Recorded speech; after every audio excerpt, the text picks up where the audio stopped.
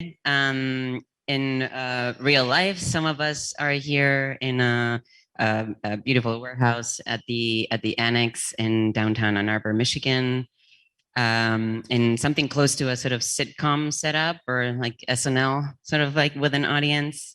I see Adam Miller, Tom Moran, Gina Raycard. Hello, welcome.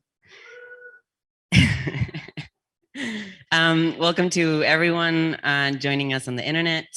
We'll be live streaming on Twitch. A link to the live stream and schedule for yesterday's start and today and the rest of today can be found at the postcommodities.com website.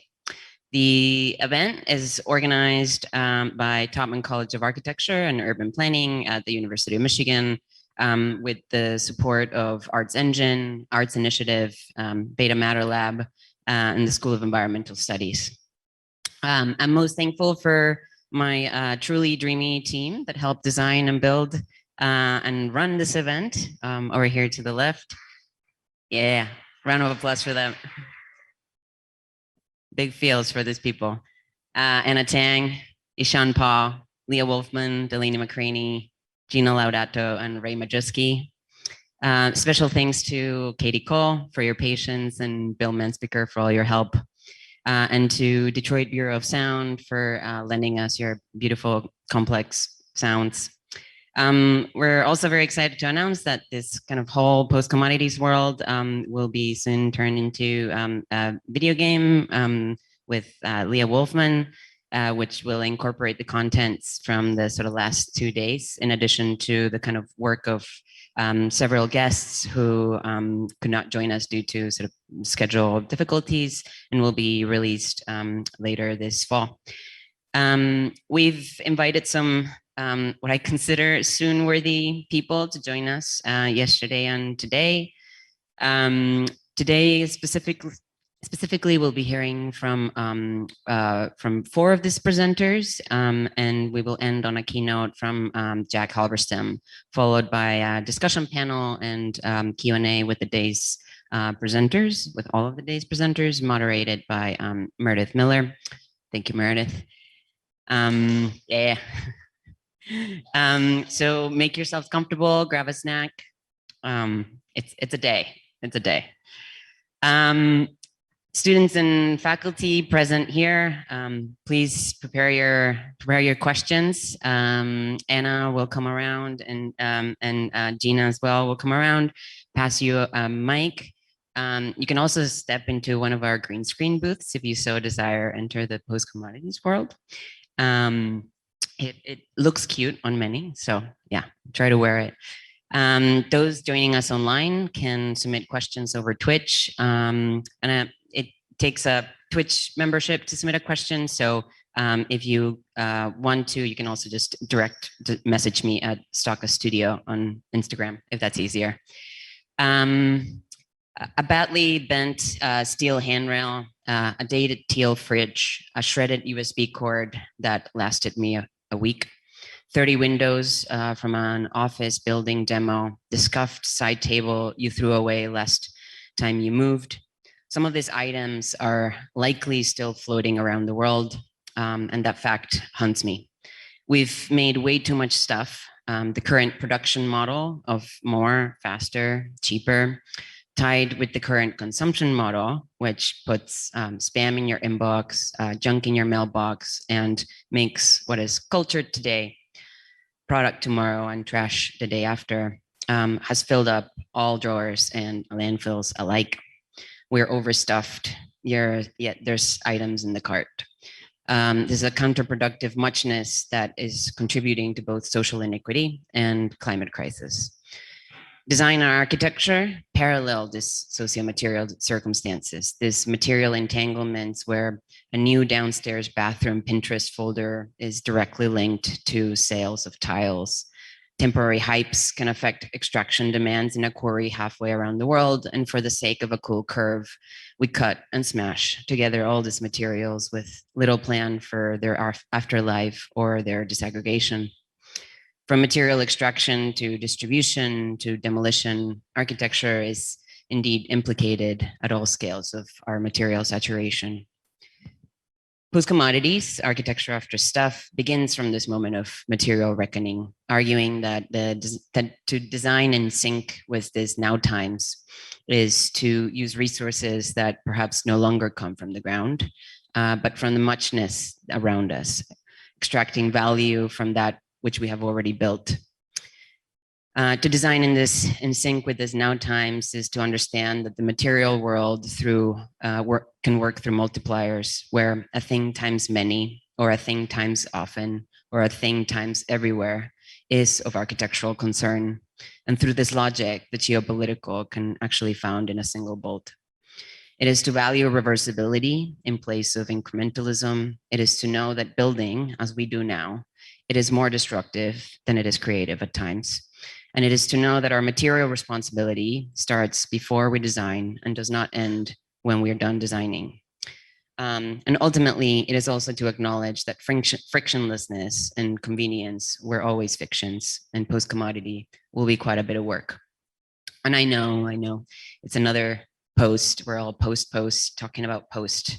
But post here is meant to mark not the end, but the sort of start of another, again, sort of new way of doing things. Not to stop us from design, but rather the opposite, to place some urgency behind the lots of work we need to do to kind of turn this around. So the symposium foregrounds what I consider are designers and thinkers who explore the possibilities of architecture participation in a kinder socio-material ecology through tactics and material ingenuities needed for a more future-minded and non-extractive material culture, or those that help us visualize the consequences of our ways. Setting up a couple questions. What is it about stuff anyway? And what can architecture do with all the material after this kind of era of materialism? Our first presenter of the day will be the Institute for Postnatural Studies. The Institute for Postnatural Studies is a center for artistic experimentation from which to explore and problematize the postnatural as a framework for contemporary creation. Founded in 2020, the Institute is a platform for critical thinking, a network that brings together artists and researchers concerned about the issues of the global ecological crisis through experimental formats, sharing and producing open knowledge. With that, we welcome Institute for Postnatural Studies.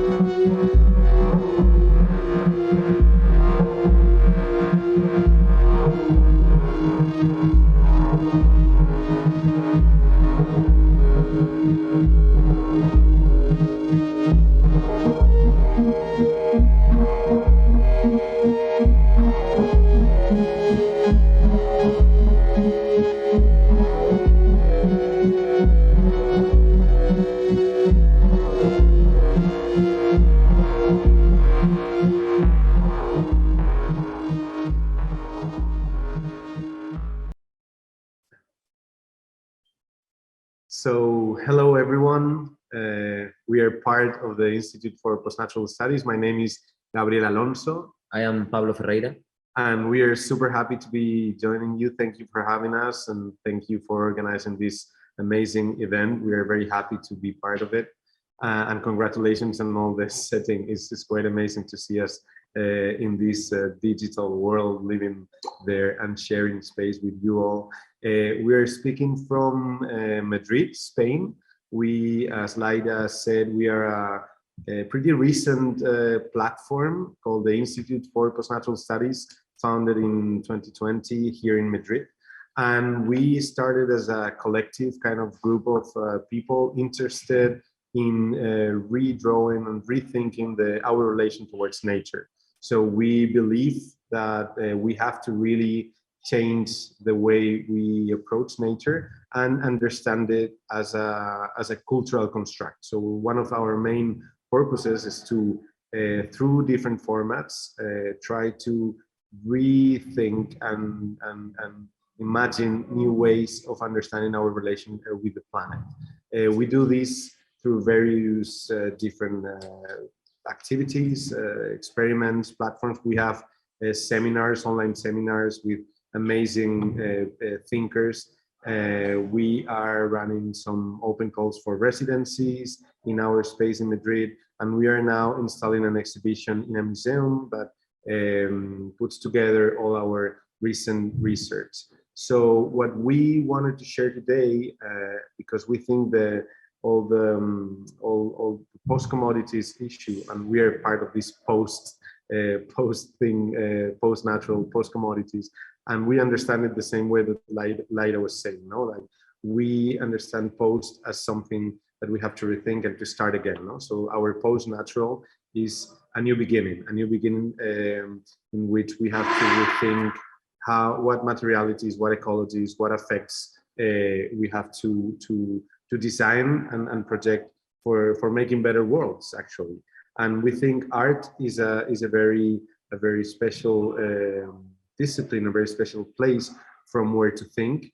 But we also understand design as a very important practice that has to really change its coordinates, change its ways of operating. And what we are going to share today is a research that we did 6 months ago or something like that, that we presented in the University of Bologna in Italy. And it deals with this idea of design as a very important practice that can show us some things that we have been doing maybe wrong, and some things that we could maybe do better. And one of the things we have been interested in is how to think on design as a non-anthropocentric discipline, how to put the human out from the center of the picture and out from the center of design, and mainly every practice. No? So we are very interested from the Institute in trying to think from a non-anthropocentric perspective. For us, this is something that we are investigating from many different perspectives. So now we're gonna show you a video, 10-minute video with all this research about an issue that we think is very urgent nowadays, that is sterilization, and the way design has created a boundary between life and death, between micron and micro. And Pablo will tell you more about the research after we play the video. So hope you enjoy it, and thanks for being there.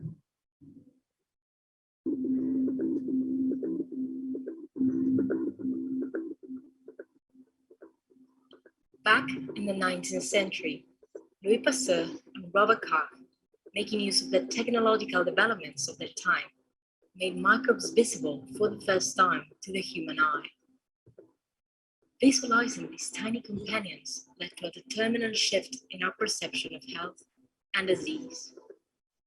As pathogens were found to be the direct cause of certain diseases, we realized that by changing the environment where these microbes lived, we could influence our health. This is precisely where design, in a complex and multiple way, comes in.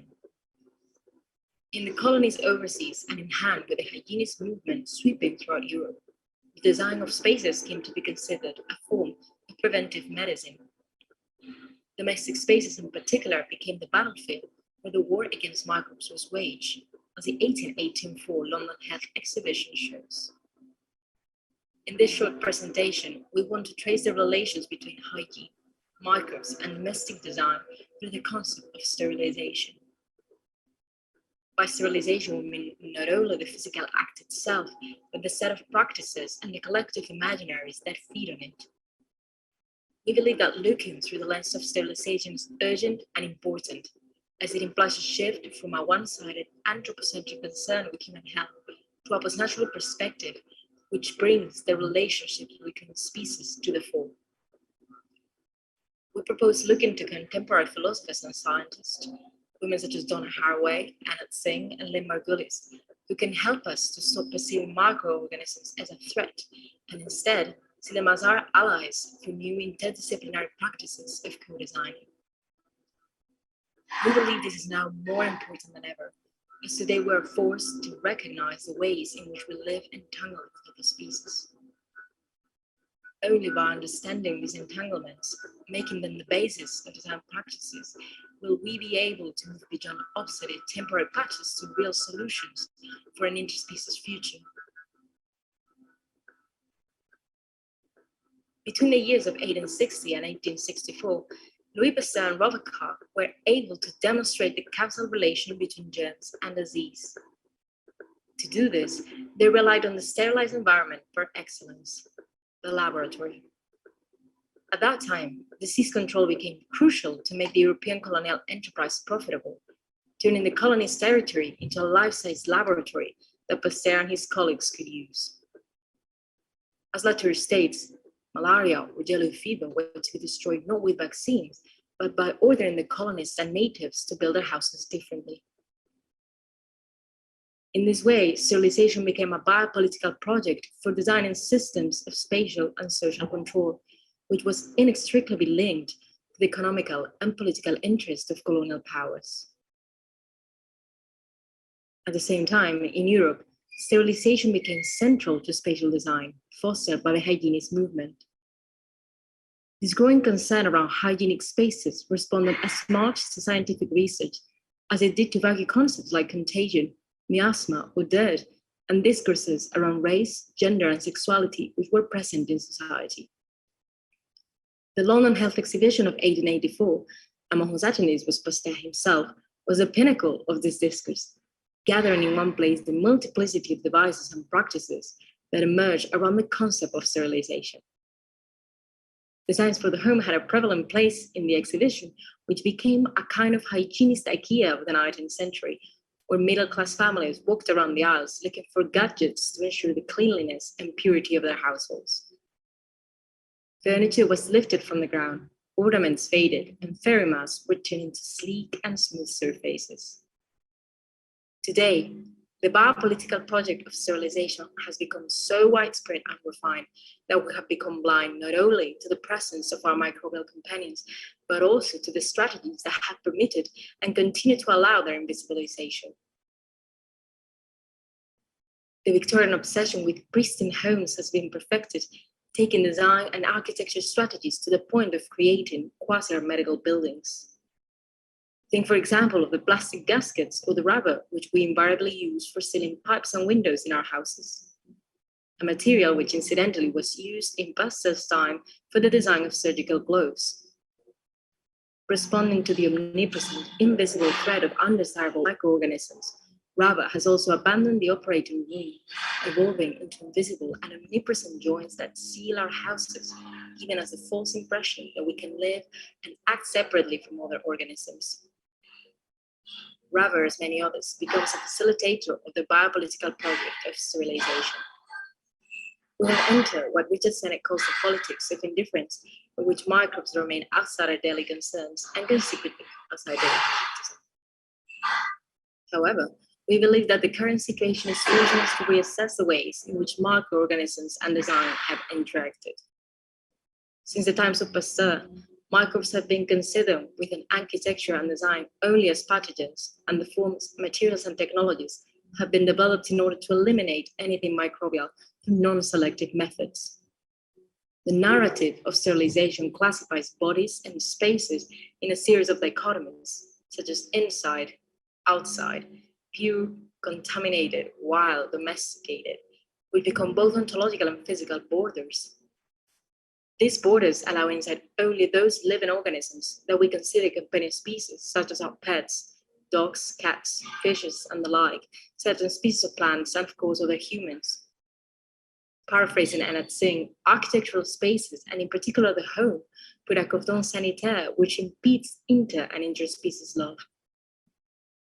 Today, and in order to face the current crisis, we must overcome this unloving binary heritage design. To do this, we propose to look at microbes through a different microscope. Lynn Margulis' research into the symbiotic origins of the eukaryotic cell was fundamental in changing our understanding of microbes. Margulis, who is particularly fond of bacteria, depicts a world where microorganisms are no longer dangerous, minuscule enemies, but are fundamental symbionts. She claims that most bacteria have far more important things to do on this earth than to devour our tissues while we're still alive, drink our blood when we are old and weak, or fight with us over who will eat our food first. According to her, it is the notorious self-centeredness of our species that leads to the manic claim that all bacteria are killers to be eradicated from our lives. So it turns out that even our seemingly hermetic homes are seething with microbial life, and what's more, so are our bodies. The simplified and biased perception of microbes as nemesis that we inherited from the 19th century no longer holds, and the very subject of design is now not a self-contained individual, but a walking assemblage of different kinds of organisms. Design should profit from these new scientific insights and incorporate microbes as valuable allies who, since they are neither inside nor outside, function as a continuum between organisms and the environment. In fact, design is already doing so, as cavities which were previously sealed and filled with rubber are now left open for microorganisms to proliferate. In the words of Donna Haraway, it is in the tunnels, caves, remnants, edges, and crevices where the symbiogenetic and symbiotic earthly ones make a living. Consciously interacting with microbes in the process of design must also mean coming to terms with the unpredictable, so that research into new forms and materials must not consist so much in final human configurations, but rather in unexpected collaborations between forms of life. Designing in symbiotic times can also mean looking at mycelium growing over strips of wood, or algae proliferating inside foam structures.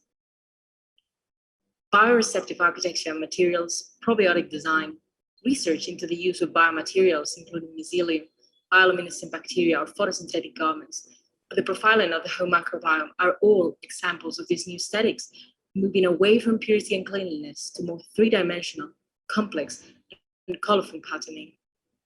Just as Margaret McFadden says that human bodies can no longer be seen as fortresses to defend against microbial onslaught, but must be re-envisioned as nested ecosystems, so neither buildings can continue to be constructed as impenetrable strongholds.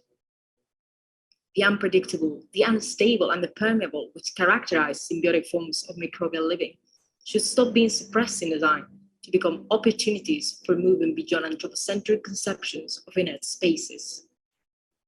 As Donna Haraway puts it, truly nothing is sterile, and that reality is a terrific danger, basic fact of life, and creator-making opportunity. The challenge that humans are facing today is not altogether that different from the one experienced at the time of Pasteur, and there is a risk that design will respond with the same solutions. An alternative landscape of initiatives is growing, which seems to have realized that contemporary spaces have to become ecosystems that host life rather than sterilized borders. These new strategies also have to contribute to the redefinition of domestic spaces, which now have gained such a new relevance.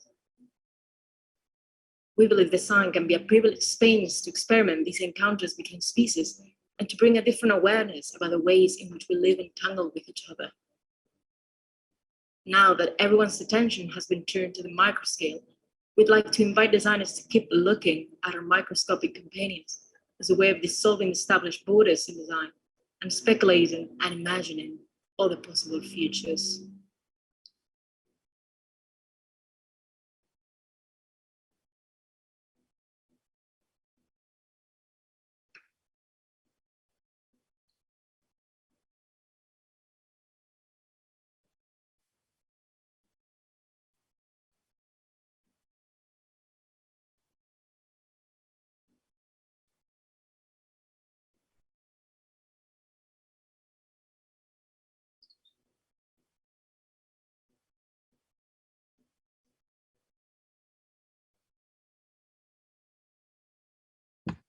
So, well, thank you for watching. I hope you guys enjoyed the video. As Gabriel said, this video is part of an ongoing investigation that started as actually well, it was just we saw the opportunity to participate on a symposium at the University of Bologna, who was asking for papers and lines of investigation dealing with how to de-anthropocize or place the human out of design as a critical platform, a critical tool. So from a really, really simple idea that we had, which had to deal with our basic notion of design, which had to, well, we were looking at white surfaces and really clean and sleek design as it is today. We started thinking on how did we ever get to that clean and that pristine idea, that pristine aesthetic of design. And all of a sudden that aesthetic took us to dive deep into a really, really long line of connections, starting with let's say a wrong understanding of microorganisms, starting with Kolb and Pasteur. So all of a sudden we found ourselves that from design and from questioning the basic notion of design that we have today, as questioning something as simple as aesthetic, we were uncovering and developing a really interesting and a really up-to-date, really contemporary line of investigation. This video is, let's say, the result or the way we use to present the paper. So as Gabriel said, we are a experimental platform, or we experiment with different formats to present our lens of investigation. So using a video to present academic paper has been a great success for us. As well, as you might have seen, design takes a major role in how we share our ideas, and taking this paper into this video that we have developed with our graphic designer, it's itself a design piece, or well, a multi-format experimental piece. Then to continue with this line of investigation, and I wanted to, well, just to share with you how this line has taken us to a non-human design. Following this post-commodity, and as you might have understanding, as you might have heard through the video, the whole idea of living with other species together, it's still certainly uncomfortable for us. We are still looking for really still houses. We are still looking to see all those crevices, and what the idea of us living with other species is opening a whole new perspective into what we call non-human design, which is something that we are working on. We have been giving several classes and workshops as Wauche, and we are understanding non-human design as well, just another approach, just another step towards displacing humans out of the center of the practice of design, in order to achieve a new ecology that will be prosperous and will be well, a correct ecology for the nature that we are dealing with today. So for the video, that's a quick recap. We found, well, we have, if you would like to look at all the all the references of the video, we have been reading some really important lecturers and writers, thinkers, philosophers, and for us, I would say, like, a way to summarize this video, or what we want to say with the video, is we already look at Pasteur and Robert Koch in order to achieve this kind of design that was needed at a certain time. We have other heads, other minds, as Lee Margulies, and we propose focusing on their work, on these amazing philosophers / scientists that can teach us a lot about how to deal with this interspecies future that we ought to live close to.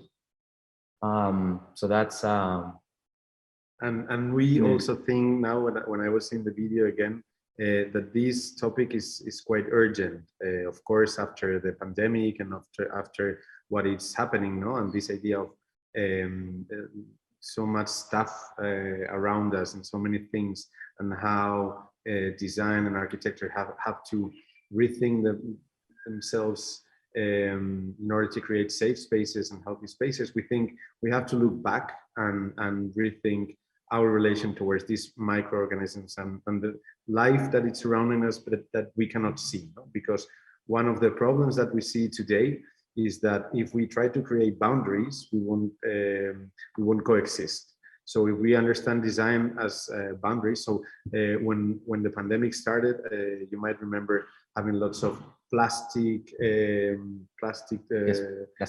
boundaries no, around us. And we think this is not understanding the complexities of the world that we are inhabiting today. So all the crises that we're facing today, I think we have to really change the scope and start thinking of not only of design of what we see, but also of the invisible, no? Of all these invisible creatures and invisible living species that surround us. So with this, I think we are finishing. We will join you for the questions and for the panel discussion later.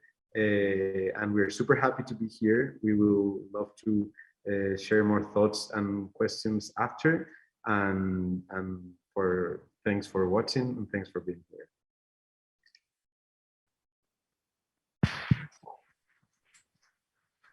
Thank you, Institute. Next up, I have the pleasure of introducing Jaffer Kolb, who's joining us as half of New Affiliates, a New York-based design practice that he co-leads with Evie Diamantopoulos. In addition to a range of award-winning build work, their practice looks to initiate projects and collaborations that focus on matters of reuse within a context of material excess, particularly as it relates to current standards of practice. For this work, they have collaborated with various branches of the New York City government, including the Departments of Sanitation and Parks and Recreation. Welcome, Jaffer.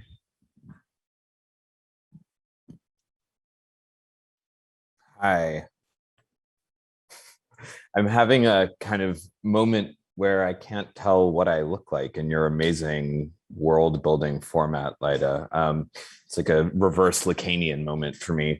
Hi, everyone. First off, thank you so much for the invitation, Laida, and to University of Michigan. It's actually exciting for me to be sort of presenting work in the context of this symposium, just because I think a lot of the issues that seem particularly exciting to me came about through my fellowship at Michigan now 6-7 years ago, and it feels like a nice place to be back. Wish I could be in person, but I love the kind of space that you've made here. So thanks for the invitation. I'm going to go a slightly more conventional route and present a few ongoing projects that explore some of the issues that have come up maybe around the work that got us invited here. So we're calling this talk Time After Time. This is an image on the left of my partner, Evie Diamantopoulos, in a drywall gypsum recycling plant in Pennsylvania. And on the right, obviously, a kind of composite few images by our old colonialist friend, Caspar David Friedrich. So when Laida first reached out about the symposium, I was thinking about their prompt and kept getting stuck on the idea of the after in their subtitle, architecture after stuff.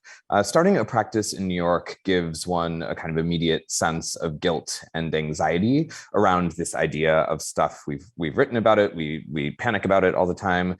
Your first projects are likely small renovations, apartments, and in our case, exhibitions, all of which produce this kind of image of new materials that are carted in and out of buildings, of institutions week after week and month after month. The stuff starts to nag at your ethical self and it starts to cloud your vision. Soon it's sort of all you can see. And you become aware of and even obsessed with this idea of time. So we tend to think a lot about time. Here we go. About sort of life and death in buildings, about building and unbuilding, about past and future. It occupies us, and even maybe before we were explicitly working as a kind of pair. These are two projects that we worked on very early on, actually before starting New Affiliates, both of which kind of dealt with time. The first one had a lot to do actually with commodification, the super title of this symposium. But it was kind of hybridization of thinking through commodification and time. So in this case, it came about of an observation. This was done in 2014-15, so a while back before the kind of absolute proliferation of sharing apps, but kind of at the beginning of when you could start to see them accelerating in their kind of distribution. So we were noticing, along with 4 other collaborators, that the idea of space was becoming less material and more kind of imaginary and delineated. And this idea of renting space, from Airbnb through Craigslist, through all of these different apps that came after, suddenly we started to notice that space was getting carved up more and more and sublet or let at increasingly small time increments.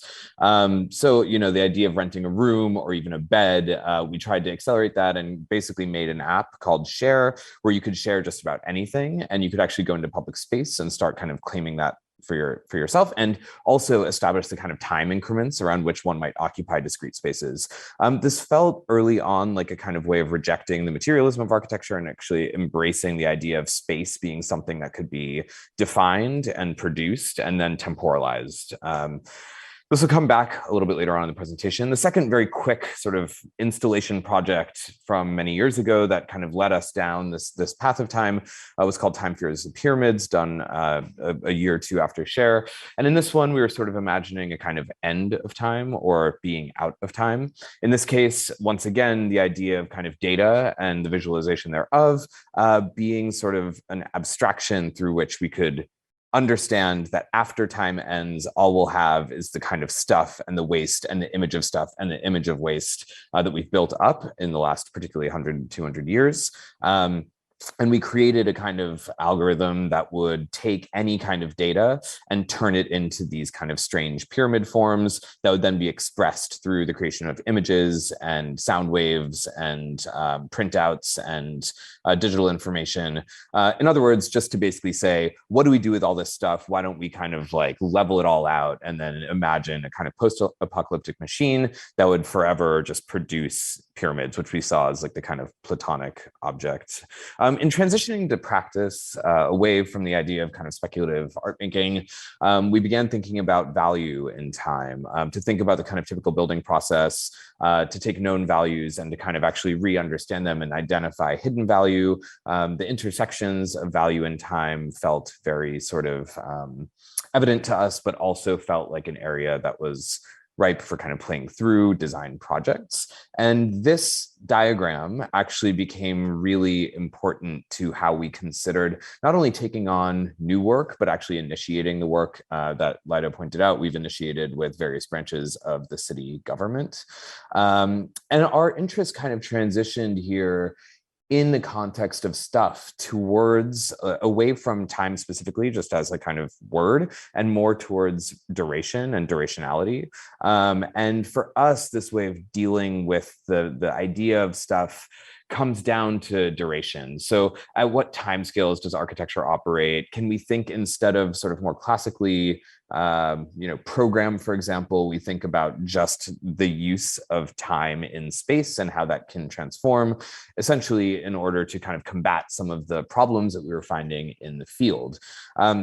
So I'm roughly dividing the rest of the presentation into 3 sections, looking at a short-term project, a medium-term project, and a long-term project. And hopefully we'll start to kind of interweave different ideas drawn from some of these early experiments and these early thoughts and these early anxieties, the early panic, which has never really quite subsided. So I'm going to start with the short term, and it's a project called roughly Museums Remodeled.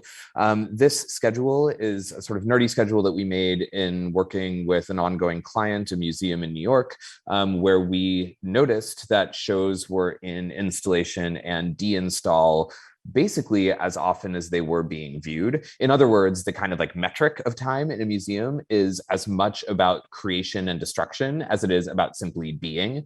And that felt really perverse to us for sort of obvious reasons. The museum is a space, so this is a plan of, in this case, the Jewish Museum. We work with a lot of sort of museums around the city. And this one we've had an ongoing collaboration with since we started.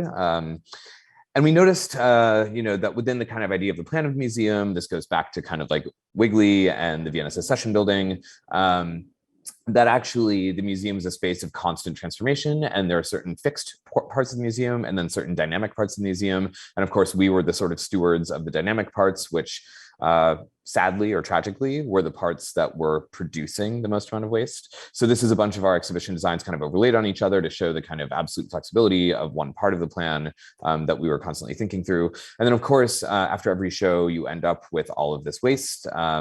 This is like not a particularly cool way of looking at things, but it's one that we kind of confront all the time. So just thinking about cataloging, the museum was actually a great partner in this. We thought they would be really annoyed by our sort of investigation into the way that they operate, simply because it's identifying a huge problem, but they were actually super open to it and identified the same issue on their end too. So we started over the course of a year, just kind of cataloging everything that kind of came in and out and looking at the actual material byproducts.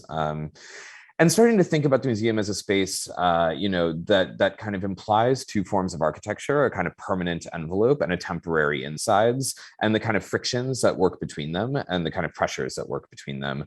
In this case, we actually approached the Department of Sanitation with these initial, I don't even want to call them findings, observations, to see if they had any way through which we could think about reuse and kind of entering into their economy of material exchange. We began with these speculative renderings, sort of talking about how wall coverings could find second lives, going from the museum into, in this case, a sound studio by using acoustical foam, the idea of a vitrine starting in a museum and going to another institution after it's done being used, of flooring being donated from the museum into the kind of public realm. We got a little stuck on drywall, but I'll come back to that in a minute. But basically just a series of speculations. Through the Department of Sanitation, we basically did an investigatory exhibition design for the Jewish Museum. It was on all three floors of the museum for this show on Leonard Cohen a couple years ago. And basically our goal was to create an exhibition design that didn't sacrifice any of its kind of like performativity or the kind of design ideas that we had, but that could mostly be reused. And so we ended up using a series of techniques that we could basically upcycle after the show.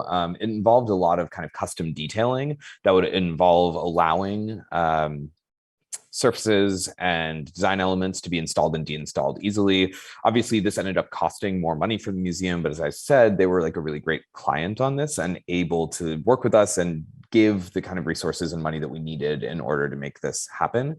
We also had a whole other series of concerns around sound engineering because this was 13 discrete sound installations in an early 20th, late 19th century mansion. So there was like an acoustical mess everywhere. We had to fill everything with foam, with rubber, with added insulation. And the great thing is that in the end, we were able to actually rehouse, I want to say like 80 to 90% of the material that we entered into the show without kind of sacrificing either form or performance, which to us felt really important because we didn't want this project to kind of fall under the category of things that are designed in order to look like they'll be reused. Just because, I mean, I think for the sake of the show, it was important to us that it had its own kind of autonomy. So again, just speculating on where these things could go. This was now in conversation with the Department of Sanitation. And this is a sort of catalog of the materials that were donated through their branch Donate NYC. So again, the rubber flooring was taken away. We used these beanbag seats, prefabricated sound panels, foam panels, vitrines, even the subflooring and the insulation in the ceiling tiles, all were basically taken away by the Department of Sanitation and rehoused after the fact. So that felt like a really nice and productive way of reusing everything. Laida kind of alluded to this in their great introduction to today's events about the sort of labor that it takes in order to do work like this, the calculations, the taxonomies, the cataloging, basically the consideration that involves excess work on our parts in order to do things more responsibly. So in this case, the idea of a post-occupancy drawing became really important so that we could actually know precisely the amount of usable material that could kind of re-enter the material economy and then leave the museum. And again, this was just interesting to us to start thinking through how we would work on it. The other part of this kind of short-term project, the experiment with the Jewish Museum led us down this other rabbit hole around gypsum recycling, the image that I started the talk with. We became obsessed with the kind of unreusability of sheetrock and of drywalls, in part from a kind of premise around material reuse and another, a kind of investigation on the ideology of the white cube. So, obviously art spaces are typically thought of as these white box galleries, which are supposedly ideologically neutral, but obviously are embedded with their own kind of material form, material economy, material ecology. The white cube is not a neutral space, either politically nor materially. And we were really interested in kind of poking holes in this kind of apparent fixation on whiteness within the art world. So we went and we visited with this gypsum recycling facility in Pennsylvania, talked to them a lot about how they reuse. And then we sort of embarked on this. It was a performance piece commissioned by the arts organization Performa in 2019, right before the pandemic. So we used a kind of material investigation to lead into a kind of performance around our observations on this one material. We went around in October of 2019 and basically took pieces of gallery walls that were going through deinstallation all over the city. And we just kind of picked them up in a truck, and we reconstituted them into a new kind of scarred white box, which to us kind of blended this like nice moment between a kind of new surfacing, or if we're being super optimistic, we could maybe call it an ornamental system, and one in which the kind of like traces of the materials were sort of left. Documentation in this process was really important. So every time we picked up a piece of drywall, we were very careful to draw it out sort of completely in order to kind of reconstitute it like a puzzle piece. This is a video which is very fast paced. But basically, we were super careful in order to kind of piece everything together as best we could. Obviously, we needed to rely on a plywood backing for everything because the pieces wouldn't fit nicely on 16-inch studs. But this was also donated to us by a museum that was going through deinstall. So everything got kind of reused. In the end, we're not professional wall builders, so it was like maybe a little bit rough. But we went through the entire process of what it would mean to kind of retreat this as a kind of reconstituted white cube gallery. We were careful to sort of leave certain things revealed, so there was almost like a 2.5D surfacing. But in the end, we kind of hung the show as though we were actually hanging a show of work. That kind of work that we did both with the Department of Sanitation, with Performa, through the kind of art world in the city, to us represented the kind of shortest term work that we could do on the topic of like what we do with all this stuff. The next scale is what I'm calling the medium term. And this is a project that we've been working on with the Department of Parks and Recreation in the city. And it came about through an observation that architects and the way that we design produces a lot of stuff. So we're not only, culpable or responsible for all this stuff of material and construction demolition, but also just the way we practice. And one of the things that struck us as really kind of crazy was the way that we build these sort of epic mock-ups for buildings that are under construction. Oftentimes these cost anywhere from like $100,000 to $300,000 to make. They're made out of the actual materials of the building. They're reviewed oftentimes just like kind of once for their visual qualities, and then they're thrown away. There are two kinds of mock-ups, both performance mock-ups, which tests, assembly systems that are sort of subject to a battery of violent tests, from wind tests to water tests to fire, to mob tests where groups of people just beat them up with sticks. Those are maybe a little bit less available to us because they tend to get a little bit roughed up. But visual mock-ups still are like this massive kind of source of production in our field, and one that we thought could sort of bear more investigation.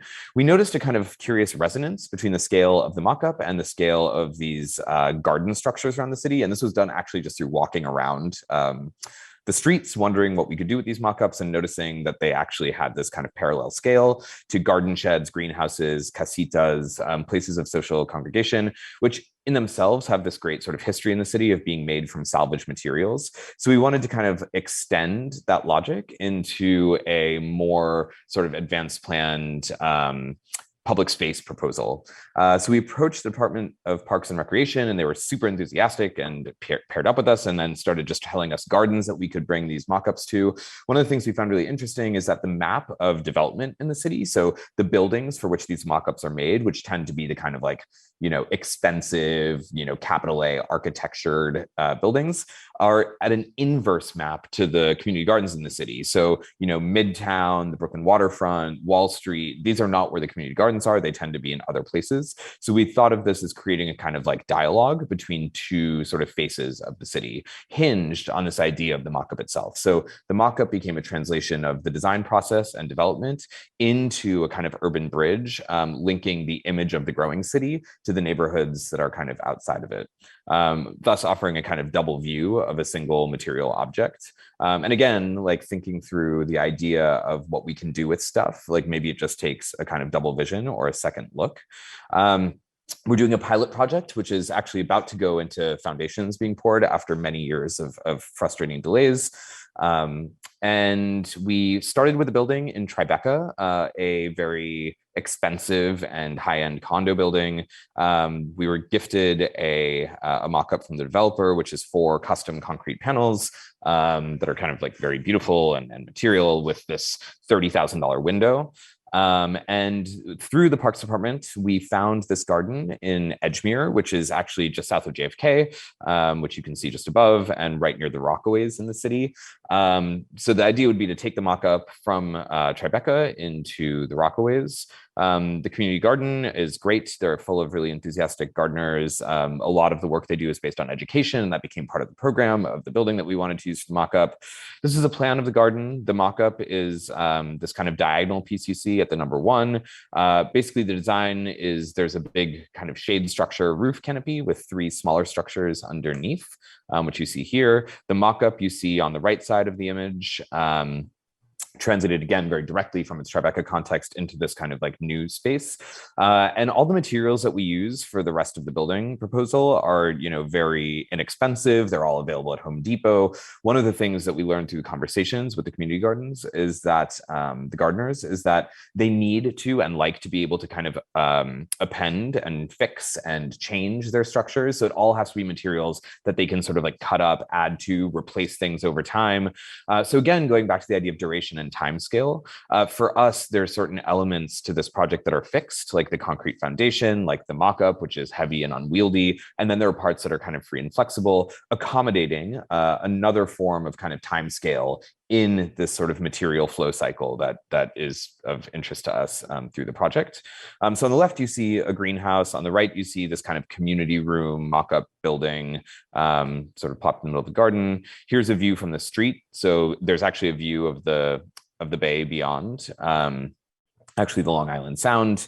You see this NYCHA housing on the left. And so the idea was that the structure was actually incredibly sort of open to the kind of community and public use as a series of occupiable spaces. We're building it now. And I originally thought of this actually as a kind of like freeze frame. This is a quick animation, which I probably don't have time for, but I originally thought of this in the context of the symposium as a kind of freeze frame, a frozen moment of development, but I actually realized that it really does occupy this medium scale of durational design, which is that it takes something that exists in the city that represents a moment in time, but it embeds it within a kind of community structure that can kind of adapt and change it on its own time cycle. And for us, this is really integral to the ways in which we think about how architecture can meet the kind of changing needs of society built around, whatever the post-commodity, or just the idea of things kind of coming in and out and accumulating and being wasted and thrown away. The way that we pitched this project, this is a really kind of silly animation that we made for the community gardeners to kind of like let them understand how everything is a kind of dynamic structure that needs to be moved, that needs to be accounted for, that needs to be kind of like planned into this eventual structure that they would receive. And here we kind of deliberately showed it as a kind of skeleton that they could transform as needed. So the last scale that I'll talk about in my remaining few minutes is what I'm calling the long term. And this is centered around a several-year research project for a structure that we're actually building for our family, for my family. And so it gets to sort of it gets out of the kind of like client bind, but it actually allows us to also experiment with it more. And it comes from a kind of study of pre-engineered building. So this is a project sort of loosely for this talk called the Sometimes Cabin, built on the idea of sort of like changeable infrastructure through a scale of time. It started actually with a talk that I gave that both Laida and Jack Halberstam and a few others on this symposium were part of last year at SciArc called A Queer Query, where I, along with a collaborator, Adrian Silva, who's a student at Princeton, were really looking closely at queerness in the rural and this idea of homesteading, among many other topics related. And I just became really interested in the idea of homesteading as this thing that represents reuse, material accumulation, time, growth, etc., and starting to think really carefully about ways that we can build that are kind of immediate and short term, and how those might be attached to things that are kind of longer term. So very roughly kind of intermingling the idea of the DIY with the idea of the pre-engineered. So to create a kind of like static frame and then to create moments that could be added to. Obviously, this is very connected with the previous project I just showed, the testbeds project, where I think being able to work with things allows for kind of minimization of waste and a kind of more open and expansive consideration of the way that we reuse stuff. This partly came out of this idea, just spending a lot of time in the countryside, that actually material waste is minimized. This is totally anecdotal. I do not have evidence yet to back this up. But that actually, like, people sit on piles of stuff and they find ways to reuse them. Whereas in the city, I think because we all have so little space, things just like we have to get them out of our apartments as quickly as possible. We have to throw them on the curbside and get them picked up. It feels like a very different sort of ethos in the country, where you kind of keep things in order to use them. And the kind of general kind of landscape of waste feels a lot less proliferate. So this idea of the DIY and the pre-engineered, parallel with this idea of the changeable and the semi-fixed, we're looking at a whole range of kind of different references. What is like the kind of typical dwell style cabin versus things that are kind of permanent versus temporary. As you see in like the Chinati Foundation image, we became really fascinated by this one company, Worldwide Steel. They're responsible for like a massive amount of the steel barns that you see all over the kind of landscape. Won't go into this tangent, but part of it came from this observation that like architects are always bemoaning the kind of loss of architecture within the profession. So, where we once would be hired to design all of these kind of like barns and informal structures, now it's just far easier, cheaper, and faster to go online and order it like an IKEA kit, and it'll just arrive to you and you can put it together. But we still believe there's a kind of role for designers to kind of enter this conversation and create moments that can somehow do more than what those pre-engineered systems might offer. So starting to think through a kind of decoupling of structure versus skin, playing with how the form kind of like attaches itself to the steel frame. We started to think about the way that this could change the way a building is occupied. So, going from a kind of hyper rigid type of architecture that you see on the left to a kind of a loose assembly of objects in the middle to a kind of quasi open space on the right. So these steel frames in their kind of modularity offer totally different kind of forms, both of occupancy, but also in terms of the kind of permanency of the architecture that attaches itself to them. This also is sort of tied into the idea of program. But I think going back to what I was saying at the very beginning, program as sort of determined by duration, I think, in this case. So just a series of studies about cost, possible adaptability, trying to keep things as cheap as possible. The plan for the product that we're now building is shown here. So from left to right, you see a kind of like fixed series of rooms, followed by a big open plan area with kind of looser elements that can be more free floating, to the far right, which is a kind of semi-indoor, semi-outdoor space, which is totally open. So we're considering this a kind of structure in 3 speeds. So you get the kind of permanent concrete foundation, a long-term steel frame, a wood frame, which you see as medium term, and then roofing, which is kind of dependent. And then on top of all of it, we are attaching this kind of fabric tent structure, a sort of skin that can be constantly changing and totally transform both the form of the building itself, but also the way that it's programmed. So understanding these 3 speeds, like the kind of permanent / long-term, the medium term, and the short term, become a way of kind of elastically treating a kind of homesteading project that is adaptable and customizable over time. So again, the concrete and the steel frame we see as sort of slow or semi-permanent.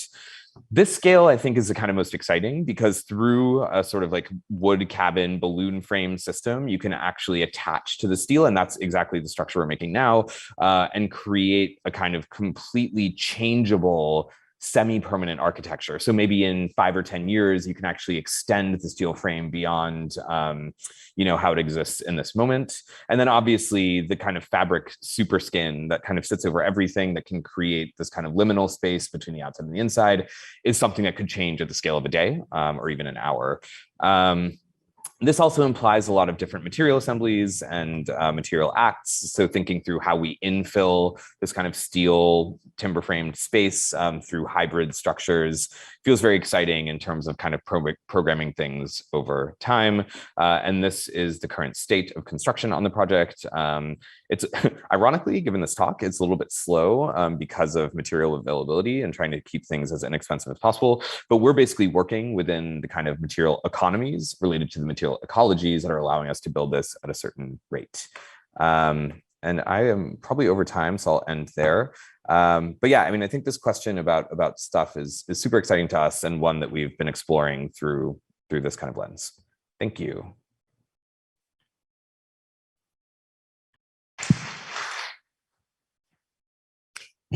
Thank you, Jaffer. Next up, we have Seetal Solanki. Seetal Solanki is a translator of materials, the founder and director of Matter, a relational practice focused on building and bridging kinship between ourselves, materials, and the immaterial and virtual. Her work at Matter reorients mindsets, behaviors, and mechanisms towards futures that are caring and respectful by providing ecological and nuanced strategies that are biodiverse, inclusive, and responsible. The author of Why Materials Matter and a textiles tutor at the Royal College of Art and associate lecturer at CSM Spatial Practices in London. Welcome, Seetal.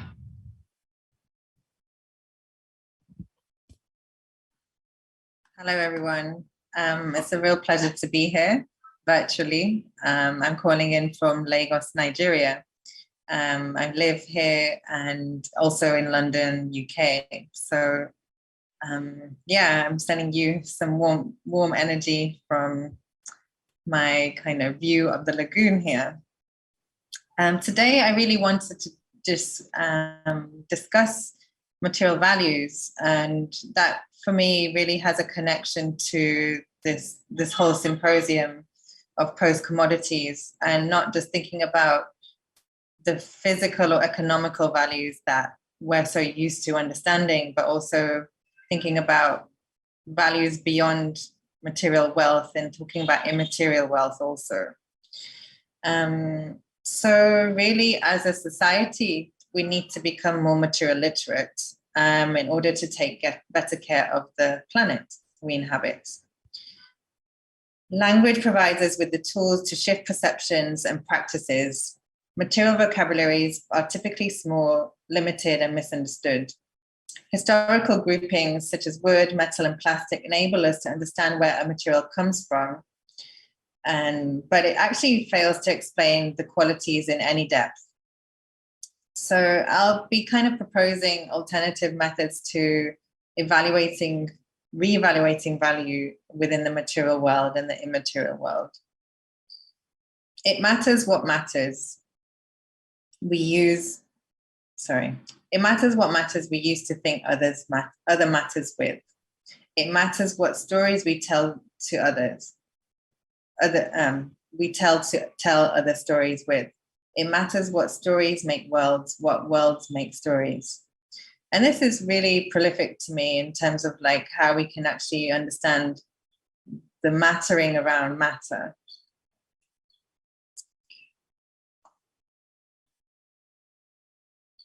We are never without materials. These seemingly mundane fragments and blobs of metal, plastic, ceramic, and glass are the stuff from which our whole civilization is constructed. Yet perplexingly, while they do so much for us, we rarely pause to marvel at them. In fact, most of the time, we ignore materials. Their ubiquity is precisely the reason it's so easy to forget just how foundational a role they play in our experience of the world, of how we relate to and express love for one another, of the way we sculpt our bodies and identities, of how we fabricate the present and future of everyday life. Throughout history, societies have discovered and developed materials, made tools and artifacts from them, and in so doing, constructed themselves in the process. In many ways, we're living out the material dreams and needs of our ancestors, with much of the lifestyle that we're accustomed to today standing as a product of past inventions. In order to do this, we need to readdress the relationship we have with materials. This raises the questions around what will the next 50 years look like? What will we dream up? And most importantly, who gets to take part in that process? And this quote here is very apt in describing the way in which we're actually relating with the material world, the non-human world. There's such a disrespect and carelessness around how we treat them.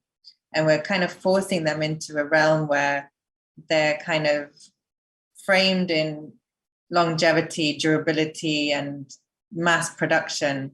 But actually, most materials have many different lifespans to them and huge amount of potentials rather than us kind of fixating them into a mass production and I think more of a capitalistic model, a human-centered model, in fact. We still have so much to learn from the planet. Exploring, experimenting, and working with the Earth's materials has led to so many groundbreaking discoveries, from the everyday to the unexpected and awe-inspiring. To date, human civilization has never existed without materials. They are the glue to our very existence, as ultimately everything is made from something. But we've abused our time on Earth, stretching its resources to the ultimate brink in a bid to feed our all-consuming culture an ever-growing need to own and to experience. All forms of life are equally precious, and so are their needs. The universe, contrary to common belief, was not created for humans alone, but human behavior tells a different story. Today, we create, cultivate, and continue to extract more from the planet without looking at the copious amounts of products that we already have. This mass consumption has resulted in piles upon piles of waste in landfills that we either export to other countries to deal with or burn, creating an insurmountable amount of pollution. We have all seen the tragically disturbing images and headlines, and sadly will continue to. These are the Earth's responses to our relentless activity. It is absolutely impossible to ignore the connection between human action and the accelerated environmental crisis we are currently experiencing. Indeed, our epoch has officially been named Anthropocene, marking the age of significant human impact of the Earth's geology and ecosystems, including the climate crisis. But what can we do independently and collectively to curb this disaster, if at all? In order to address the planetary scale problem and climate disaster, humanity needs to address its own internal imbalance. Our relationship with consumption is taking an enormous toll on the planet, which is in fact the evidence and external reflection of our incredibly damaged relationship with ourselves. Ultimately, in order to understand ourselves, we should first understand that our values interlink with our beliefs, which steadily influence our habits. Working backwards, we should start with the knowledge that we're part of something a lot bigger than ourselves, if only by understanding that it's our mutual responsibility to take care of the Earth. If we are to divert the current narrative, our relationship with value needs to be reframed. We're quickly moving into a world where the challenges and desires we're trying to address are far too complicated for researchers in any single subject area at any single scale to resolve. The skill of the 21st century's great thinkers will not be cleverness in one particular discipline, but rather knowing how to use materials as a bridge between disciplines. As a global society, we're going to need lots of people with different skills to tackle the complex issues that face us today. The power of materials is that they transcend the boundaries of multiple disciplines. They act as a catalyst for bringing diverse groups of agents together, whether it be engineers, designers, architects, biologists, botanists, farmers, environmentalists, or anthropologists. And this diagram that you see on this page here is really a snapshot in the life of myself and also my practice. And I really see materials and people working with materials as translators, and the way that we are kind of speaking and conversing and relating to all of these sectors and industries and people that work within them are through materials. Materials are, for me, the conduit to all life and all beings and all of these sectors and societies. Because for me, like, as I was saying earlier, material, everything is made from something and they are the materials. So it's just the fact that we speak very different languages when it comes to the way in which we relate to all of these sectors, whether it's the sciences or policy making or design, for example. The material is the conversation point and will always continue to be. It's just how we apply them. And that's the main difference ultimately.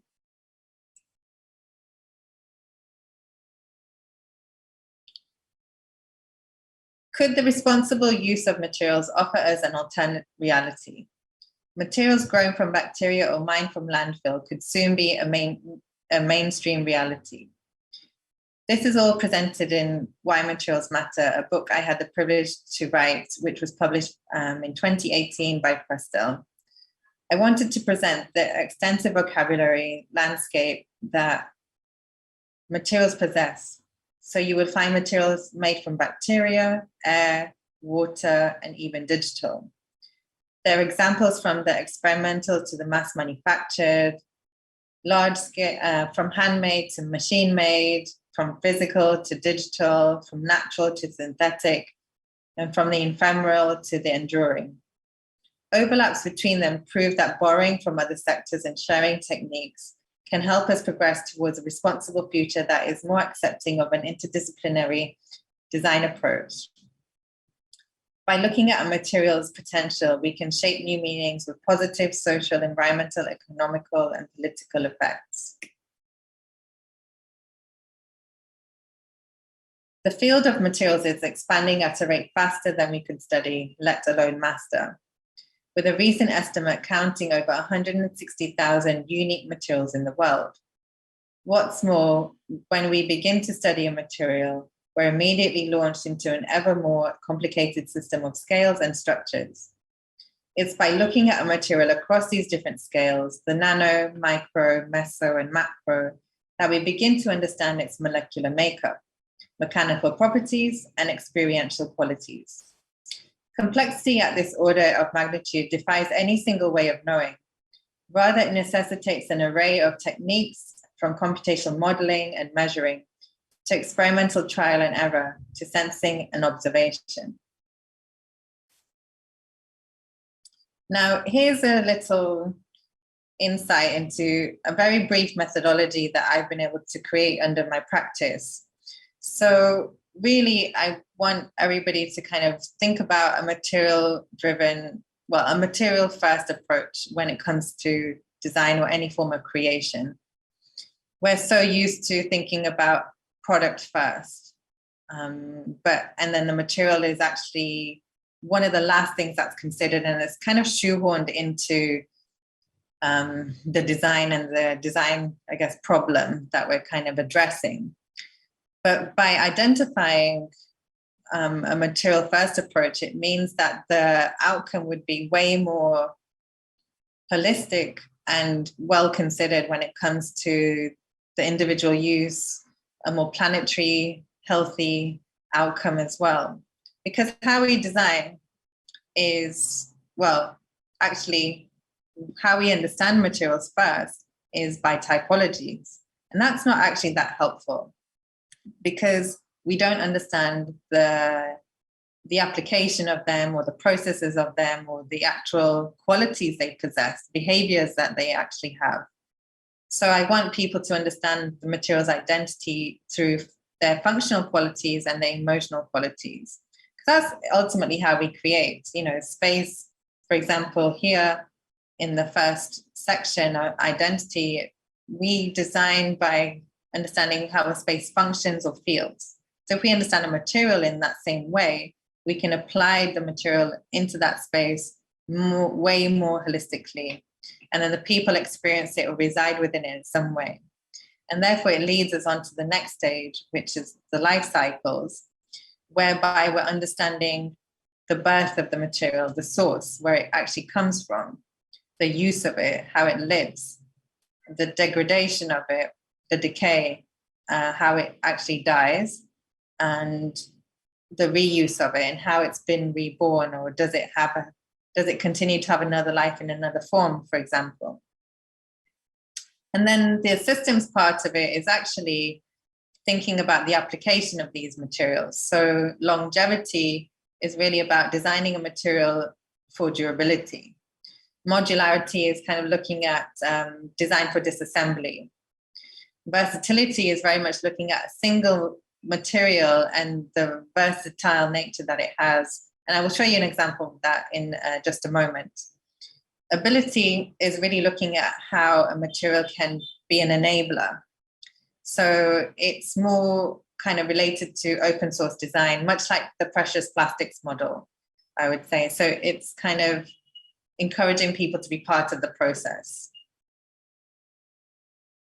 Now, an example of this, of like how I would describe a materials designer or creator or practitioner, is very much how a cook or a chef works with an ingredient or ingredients. So we have an example of eggs on your screen here, and how the ingredient of eggs is processed through these alchemic properties. It has an entirely different texture or experience even, whether it's poached, fried, scrambled, baked, so on and so forth. The process in which that it takes just has an entirely different application and experience in this case, because it's food. So I like to call this algae 10 ways. Algae produces up to 80% of the world's oxygen and therefore can be considered one of the most important organisms on our planet. Its ability to grow in abundance, at speed, and be harvested in our oceans poses a solution to the constraints we are faced with due to increasing pressures on land. So hereby we have an example of algae, macroalgae, kelp, in fact, in a human scale structural capacity. So it's looking at its strength. And then here we have an example of its biodegradable nature, of looking at it as a plastic alternative. And then here we have an example of it as yarn and also as color, dye. And then paints, so you can see here like the frames, the metallic frames here are painted with algae, and then the fabric is also seaweed, and then the biodegradable plastic alternatives on this little side table here. And then we're looking at here something that's more kind of all-encompassing and thinking about like, how do you use the entire body of seaweed and the qualities that it possesses. So the gelatinous, sticky, slimy sort of texture that it has is a glue, ultimately. So it's been a binding agent for this seaweed-based material that turns it into a solid surface. And then here we have a more architectural scale example where it's looking at it as an insulator and also as thatching. And this is kind of taking an example, this is more contemporary from a very historical example where it's kind of looking at seaweed as thatching and very coastal areas of Denmark, for example, but it's just framed aesthetically different. Food. We know a lot of Eastern cultures have algae in their diets on a daily basis, perhaps, but this is kind of an example of what it could potentially be for IKEA's future meatball. Then here we have algae as an example of photosynthesizing this entire building to provide energy to an entire building. And that's what happened for it. In 2 weeks solid, this entire building was operated just by algae. It's almost like behaving as a bioreactor of sorts. And then here we have an example of it as ink. So it can be placed onto fabric and also paper. And all the different color variations you see on this is looking at the different colored species that we have access to on the coastal regions of most of the planet, actually. And then here we have an example where it could actually potentially power your home through a photosynthetic device. So it's applying digital technology into it. So this is really the versatile nature of one single material. And like I was describing, 160,000 unique materials that we have access to at an industrial scale, but we're not really using all of those materials to their full potential. Now, if we were to see like how one organism or one material can be applied in all of these variety of ways, it means we're actually harnessing the material's full potential and valuing that material and all the many personalities that it can actually take, much like us as human beings, really. We're kind of, I'm in an effort to humanize materials so that we can actually relate to them and value them very differently and care and respect for them, much like we're trying to do with ourselves. And that kind of gives us more of an effort to look after the planet even further. Okay, so I'm just going to put the volume a bit low. Hopefully you can hear my voice. The material world is on the brink of a paradigm shift. As the lines between the physical and digital blur, the pixels and photons inside our mobile phone, the plastics and metals on its exterior, the very notion of a material is changing. Digital materials provide seemingly endless possibilities. The freedom to create in a digital space foregoes the limitations of the physical world, and materials can be manipulated, expanded, and reimagined in ways that wouldn't be possible in a physical reality.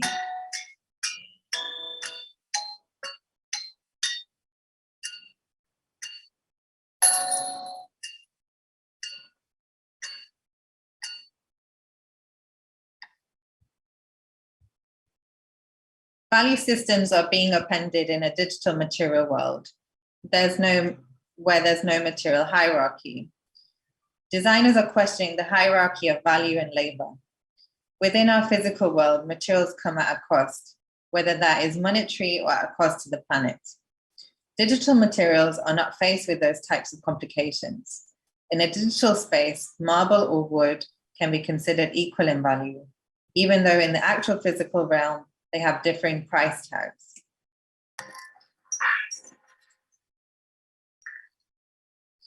Throwing out our pre-existing material conventions, are we seeing an extension of our current material language whereby wood can be warped into a more fluid-like state? The potential is infinite within the digital sphere. Regarding the digital, emphasizing the emotional and the tactile side of materials, objects, and textures to give the digital a more human, relatable quality and create more meaningful connections.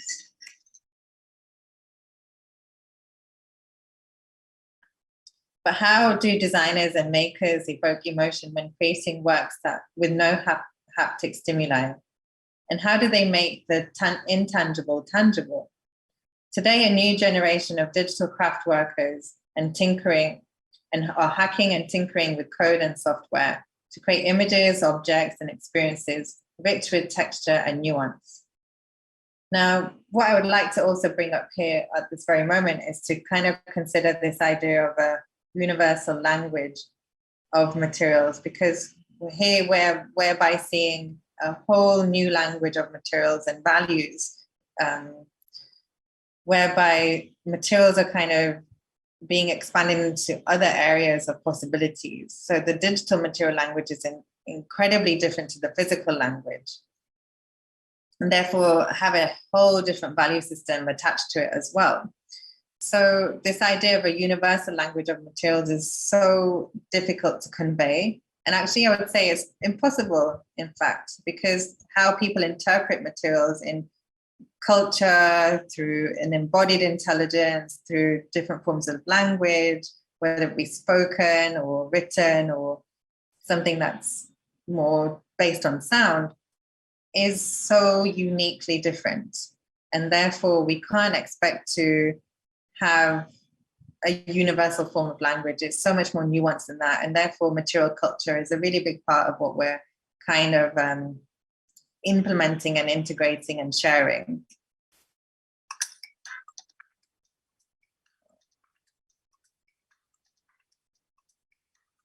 Playing with perception is a recurring theme with the creation of a digital material. Digital materials are simply just layers of information, something that Ada Lovelace was exploring way back in the 1800s. Coding is a form of textile making and production, as there's always some form of pattern to follow and construct. These are similar processes of information, decoding information to deconstruct and reconstruct something that is intangible, in fact. 2 minutes. Ooh, I'm stuck. Okay. I'm just going to flick through these ones. So we're describing a post-human world where we're kind of reducing ourselves. Oh, it's stuck. I'm so sorry. One moment. And this idea behind consumption and collectible design, that's really shifting the way that we're kind of designing and creating, and it's becoming more of an art form, in fact. And even the physical art form is changing the way that we consume at a rate of where it's not kind of considering a mass consumption model. And I will just end by saying, warping the rules of physics from the physical world into the digital world helps bridge the physical-digital divide and encourage designers to question what materials are and what can be achieved with them. Thank you so much.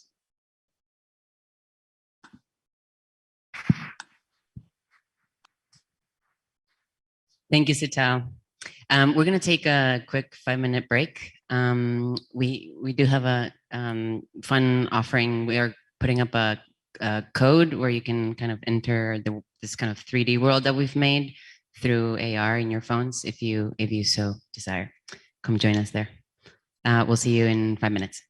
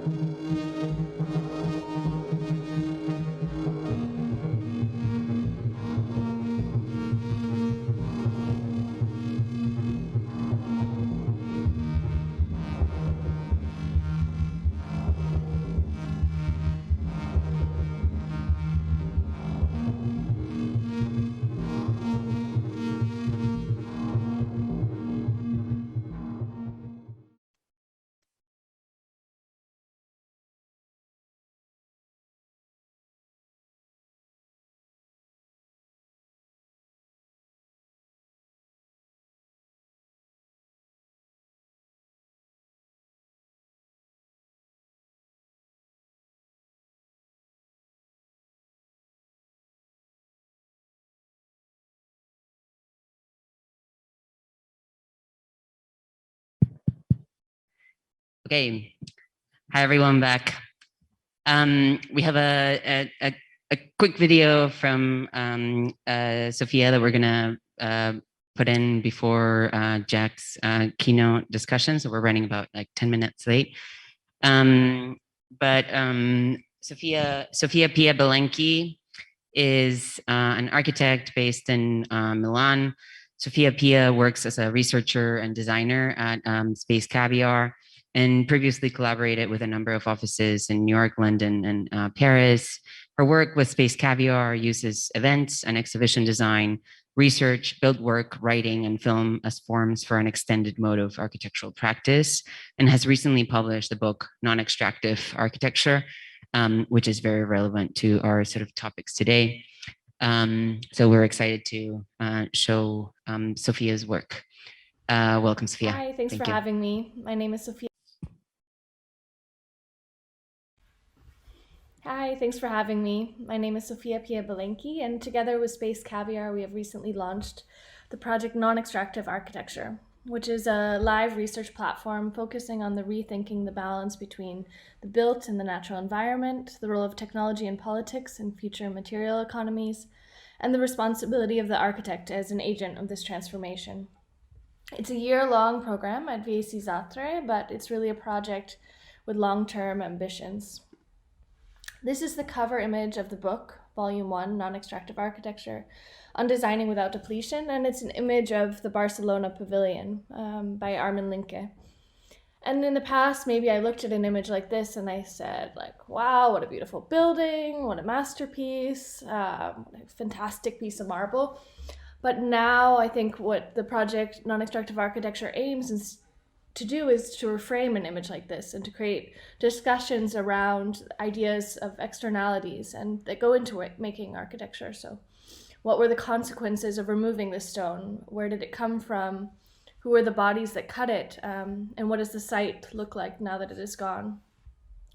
Non-extractive architecture is about creating an architecture that does not produce externalities, that does not deplete resources or exploit the planet and the humans that inhabit the planet.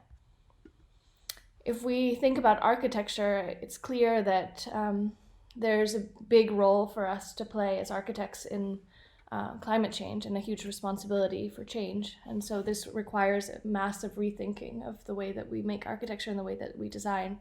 As we know, buildings create about 40% of the world's carbon dioxide emissions. And here you can see if concrete was a country, it would be the third largest carbon emitter in the world. So, I mean, I think we can't simply make buildings more efficient. We have to start by questioning why we build, or if we build in the first place. And this is going to be a massive shift in the way that we also teach architecture.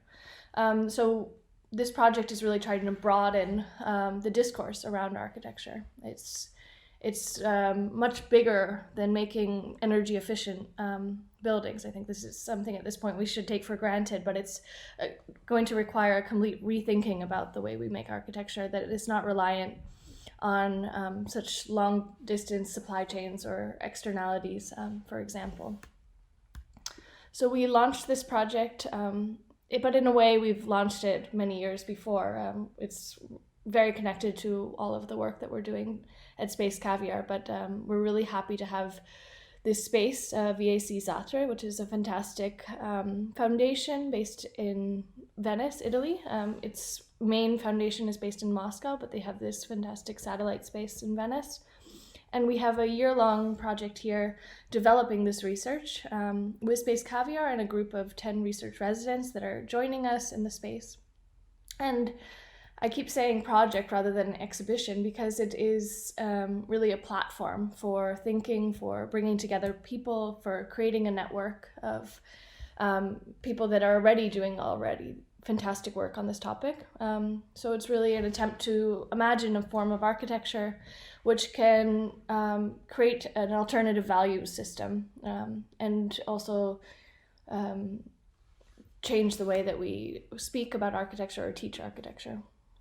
Some of the questions that we're asking, for example, is what if architecture were understood first and foremost as a form of stewardship rather of the built and natural environments?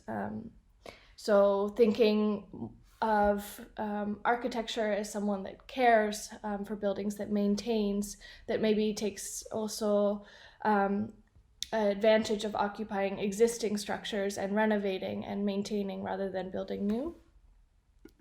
I think also the redesigning of economies is a really important part of this conversation. We are bringing together a lot of economists, both in the first volume of the book, but also towards the second volume. And I think this is going to be a crucial part of the conversation, that capitalism doesn't need to be a function of growth necessarily. And how can we think about sort of the long-term goals and the long-term consequences of well-being, both for the planet and for the people that occupy it.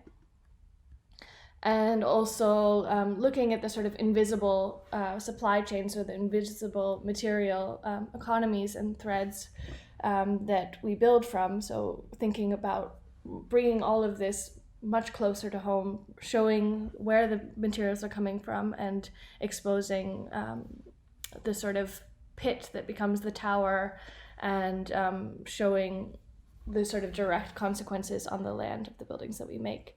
We're really interested in perhaps architecture not being primarily about form, but more about flows, about energy flows, about material flows, and human flows. So the project launched with this first book this spring. It's Non-Extractive Architecture Volume 1, and it's intentionally Volume 1 because Volume 2 will be a collection of all of the research, all of the ideas that unfold over the coming year in Venice and beyond, and I'll go into that a little bit further. But this book was really about sort of setting the theoretical framework for the type of research we wanted to happen in Venice, and bringing together a lot of interesting voices, such as architects and geographers and historians, but also economists, philosophers, artists, and kind of creating a cross-section of a network that we were interested in exploring further with Volume 2. This is an image by Charlotte Malter-Barthes, Scales of Extraction, looking at all of the elements that constitute a building and all of their material composites. This is an image from the book also, from Luke Jones, looking at the flows of carbon between a forest and a building. Luke was also one of the research residents in Venice during the first cycle, and he developed that work further. So non-extractive architecture is articulated through sort of parallel research initiatives, such as this residency program and weekly public program, publishing and broadcasting, that all intertwine and become part of this exhibition and book that is evolving and taking form over the course of a year. We like to think of the Palazzo that used to be maybe a museum as now an open door studio. So we're taking it over as our second office space with Space Caviar, but also with the research residents. And each week the research residents are developing their personal individual projects, but also this really larger, maybe more importantly, larger communal and collective research, which is documenting and collecting case studies of labor laws, community initiatives, design strategies, economic frameworks, policies, and materials that we can all look to when building in a non-extractive way. So we're trying to collect this sort of library of ideas and bring them together in the space.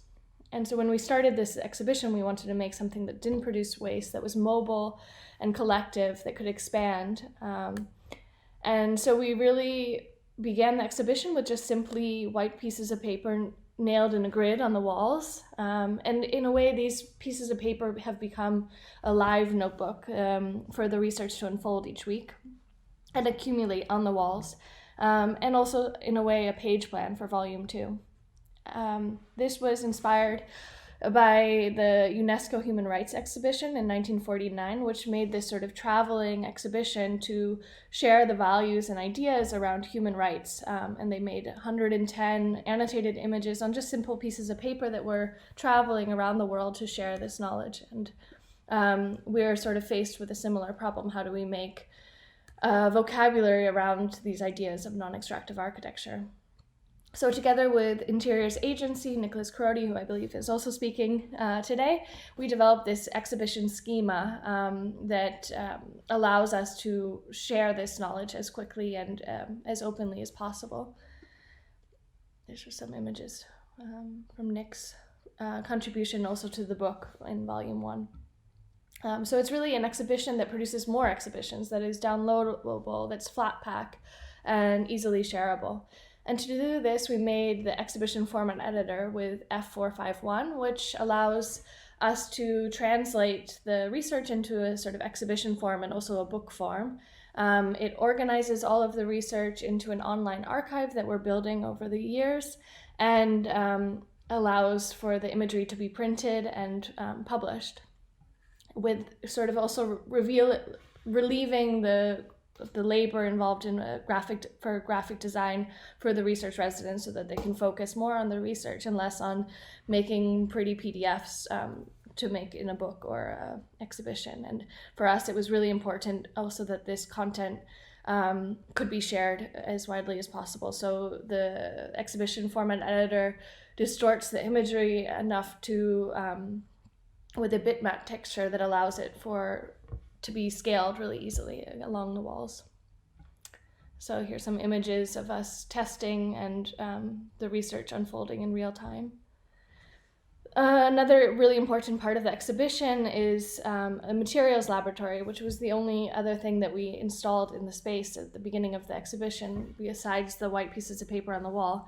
And the materials laboratory is a space for us to test material samples and prototype towards non-extractive architecture materials, but also to build anything that we need for the exhibition. So this space, we wanted to really make an exhibition without waste, without unnecessary pedestals and tables. So anything that we've needed for the exhibition as it unfolds over the year, we built using supplies on hand and directly in the palazzo. So here is a table that is slowly being filled with material samples that are produced in this workshop, but also from designers and industry leaders that we invite to display their product.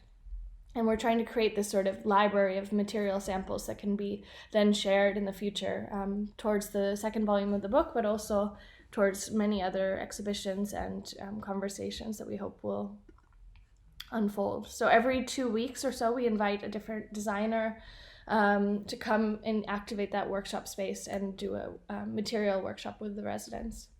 But also the residents are developing projects, like this is a start of a building that's being built inside the palazzo, a small house by one of the researchers, Davide Talibue, and he's looking at sort of DIY construction techniques that he can learn from YouTube and produce within the facilities of the foundation and our workshop space. And this is the first wall of the building, which is cross-laminated timber, but instead of with glue, with dowels. And in the background, you can see some of the research that's unfolding on the walls of case studies, as well as a 3D printer from WASP 3D that one of the other researchers, Brenda Freitas, is using to experiment with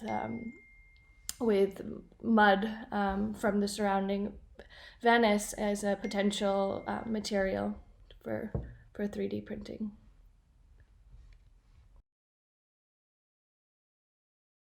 Sorry about that. Almost done here. And we make the exhibition through 3 tools. One is a publishing station, and these 3 sort of tools or equipment to produce the exhibition were designed with N55 XYZ cargo, and they're all mobile units. So the idea is that these 3 tools can move and continue the research and continue to activate different spaces after the year-long exhibition and platform at VAC. So the first is this publishing station where we publish the research. The second is a broadcasting station where we host weekly interviews and conversations with guests and stream them into a blog that is also transcribing all of the conversation towards volume 2 of the book. And the third is a library where, of course, we research and read. And this library is also collecting sort of the several hundred most important texts on this topic that will go on to be the sort of non-extractive architecture library that we hope to share with a larger public. And again, these these vehicles are really vehicles because we want to extend this research as much as possible to share it with as many people and as many organizations and schools, and really continue this as an ongoing archiving project, which we are archiving physically within the Palazzo, but also online, like I mentioned. And we will soon open this archive up to the public that can add to this research as we attempt to form a really large network of people and ideas working on this topic.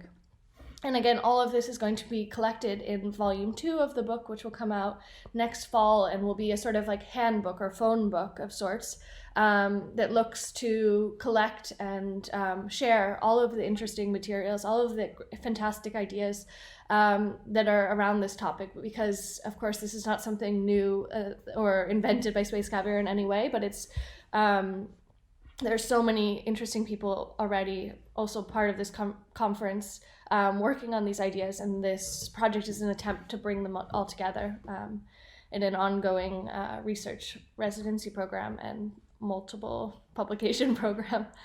Thank you so much for having me. I hope that wasn't too long, and have a great rest of the day. Thank you.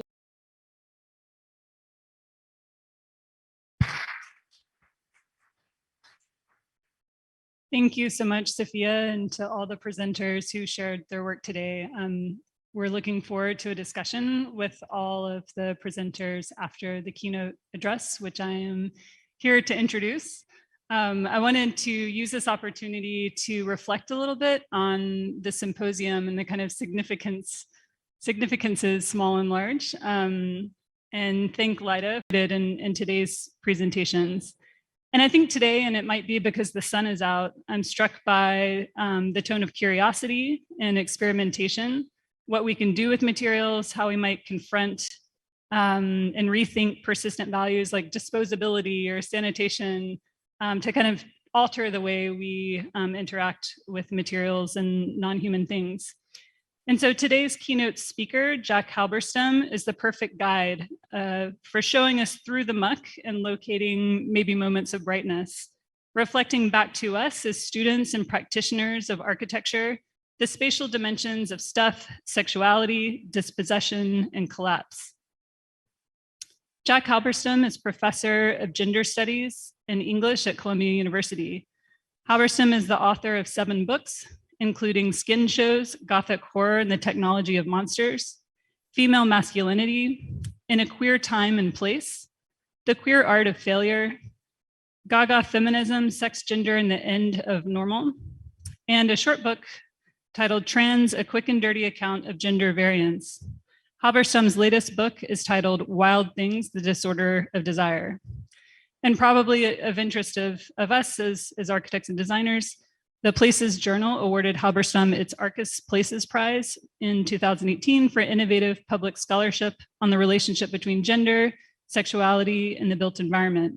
Halberstam is now finishing a 2nd volume on wildness titled Unworlding and Aesthetics of Collapse. Halberstam was recently the subject of a short film titled So We Moved by Adam Pendleton. It is playing at MoMA until January 30th, 2022. So check it out if you're in New York. And I want to note that this keynote is co-sponsored by University of Michigan Arts Initiative Future of Arts series. Jack, if you're here somewhere, we welcome you into this hybrid environment, and we're very excited about your presentation. Please join me in welcoming Jack Halberstam. Okay, I'm hoping someone will tell me if you cannot see or hear me. Or if you cannot see the slide that I'm sharing. So thank you for the introduction. Thank you for inviting me to be a part of this really amazing, thought-provoking conference. I've already learned a lot just from being here for a couple of hours. And I love the idea of the sort of the brightness in this bleak moment. I'm not sure I'm going to play that role, since I am thinking here about unworlding and collapsing. But I am deeply interested in the questions that people are asking at this conference about worlds after stuff and design and architectural solutions to the current environmental crisis that we find ourselves in. So a couple of things by way of a kind of preliminary entry into the category of unworlding. I mean, even in the presentations today, there's a kind of a presumption that as critics, as thinkers, as designers, as architects, that we are somehow interested in world building. And I'm not sure about that. I'm going to make an argument today that it's quite possible that the whole concept of world, let alone the concept of building, is part of our problem. And so there was a quote offered earlier about making worlds with critters. I think it was from Donna Haraway. And I wonder whether that is the best relationship that we should be taking up to these lively worlds of material being and animality and so on, or whether there's a way in which the human and everything that the human brings with it needs to get out of the way. So that might be part of what's behind unworlding. And so my work in recent years, particularly in relationship to the Arcus Prize essay that I wrote on Gordon Matta Clark, is very interested, in fact, in artists who have made it their mission to literally take on the project of an architecture or unbuilding. And I'm interested, I guess, today in thinking with you. Many of you are working in the fields of design and architecture, thinking with you about the architecture and the design elements of unbuilding and collapsing. So before we get into that, let me see if I can say something necessary about the category of unworlding that this new book that I'm working on is trying to figure out. So this new project is very much going back to the 1970s, and I'll say why in a moment. And it's looking into the past rather than to the future for models of ways of being in relationship to the environment, urban or rural, that are not, as we heard, are not extractive, but are also not speaking in the language of doing, making, becoming, and instead presents an aesthetic vision using terms like stopping, dismantling, cutting, quieting, collapsing, and unbecoming. And I just offered you an image here of the Bronx in the 1970s to remind us that in the 1970s, many of the places that we now call global cities were in an active state of collapse. And you can see similar images of London in the 1970s that still looked like London was completely bombed out after World War II. Here, the apartment buildings are bombed out because unscrupulous landlords had firebombed their own apartment buildings in order to remove poor communities and then collect insurance, rebuild, and re-rent apartments at market value. That version of collapse, in which a sort of insurance scheme uses collapse to get to higher levels of extraction, needs to be countered, it seems to me, with a queer project around collapse. And that's what I will offer today. Why would we go back to the 1970s? And I don't mean to romanticize the 1970s, but a lot of the projects that we're hearing about here are future projects, as if we can, and I'm interested in them and I want to talk to people more about them. But I wonder if there's a fantasy that we can build our way out of the problems that surround us. And I wonder if even the most responsible projects might still be contributing to a kind of mania around building that needs to stop.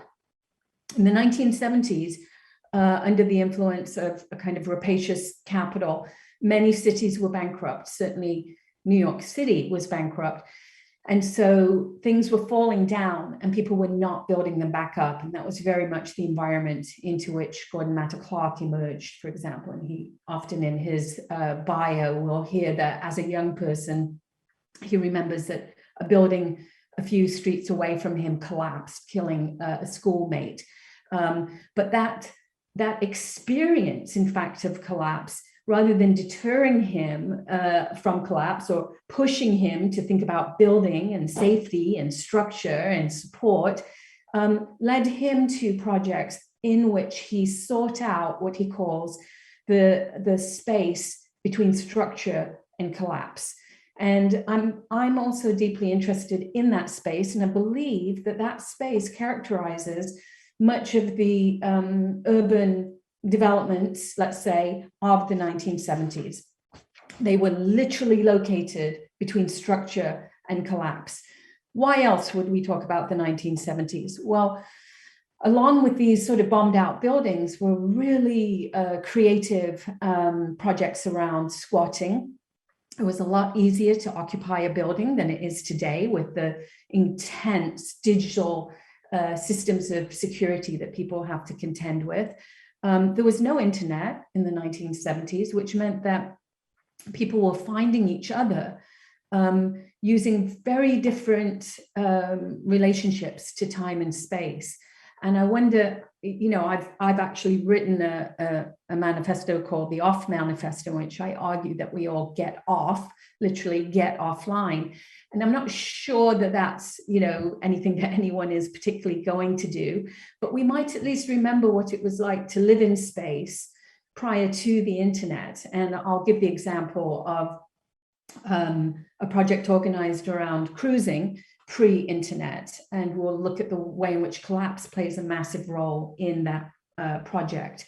Of course, the 1970s was also a period of heightened rebellious energy coming from situationists, anarchists, not just hippy dippy sort of new age ethos of flow, but also angry, anti-colonial, anti-imperial projects oriented around refusal and resistance.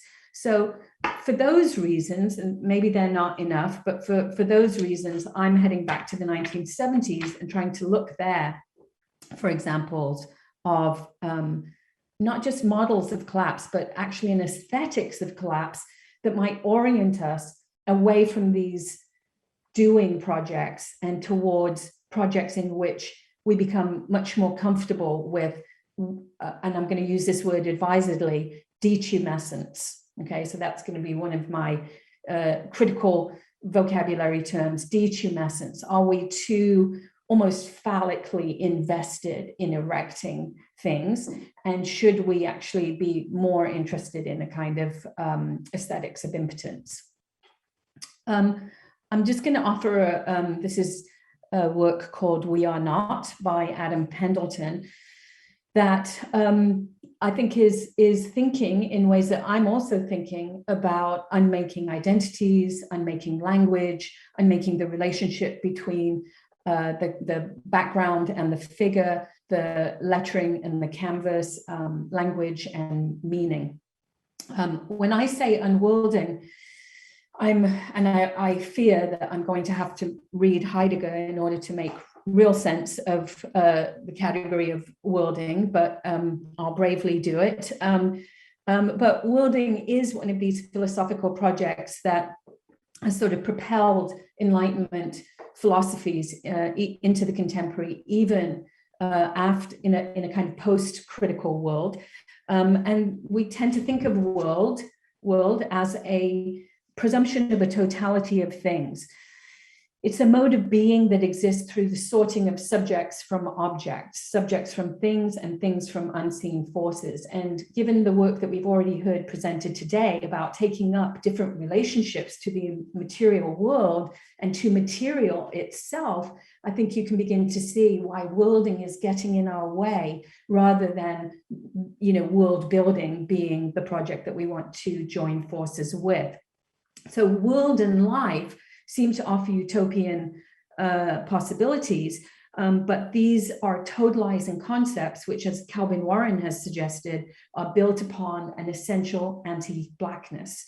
And I advise you to just read The Ontology of Terror by Calvin Warren, in which he asks, can Blacks have life? What would such life mean within an anti-Black world? And then he turns to Heidegger in order to take world apart, understanding that world is the sequence of relations that joins people to money, to place, and to time in the aftermath and the afterlife of slavery. And within that aftermath, Black continues to mean, in his terms, nothing.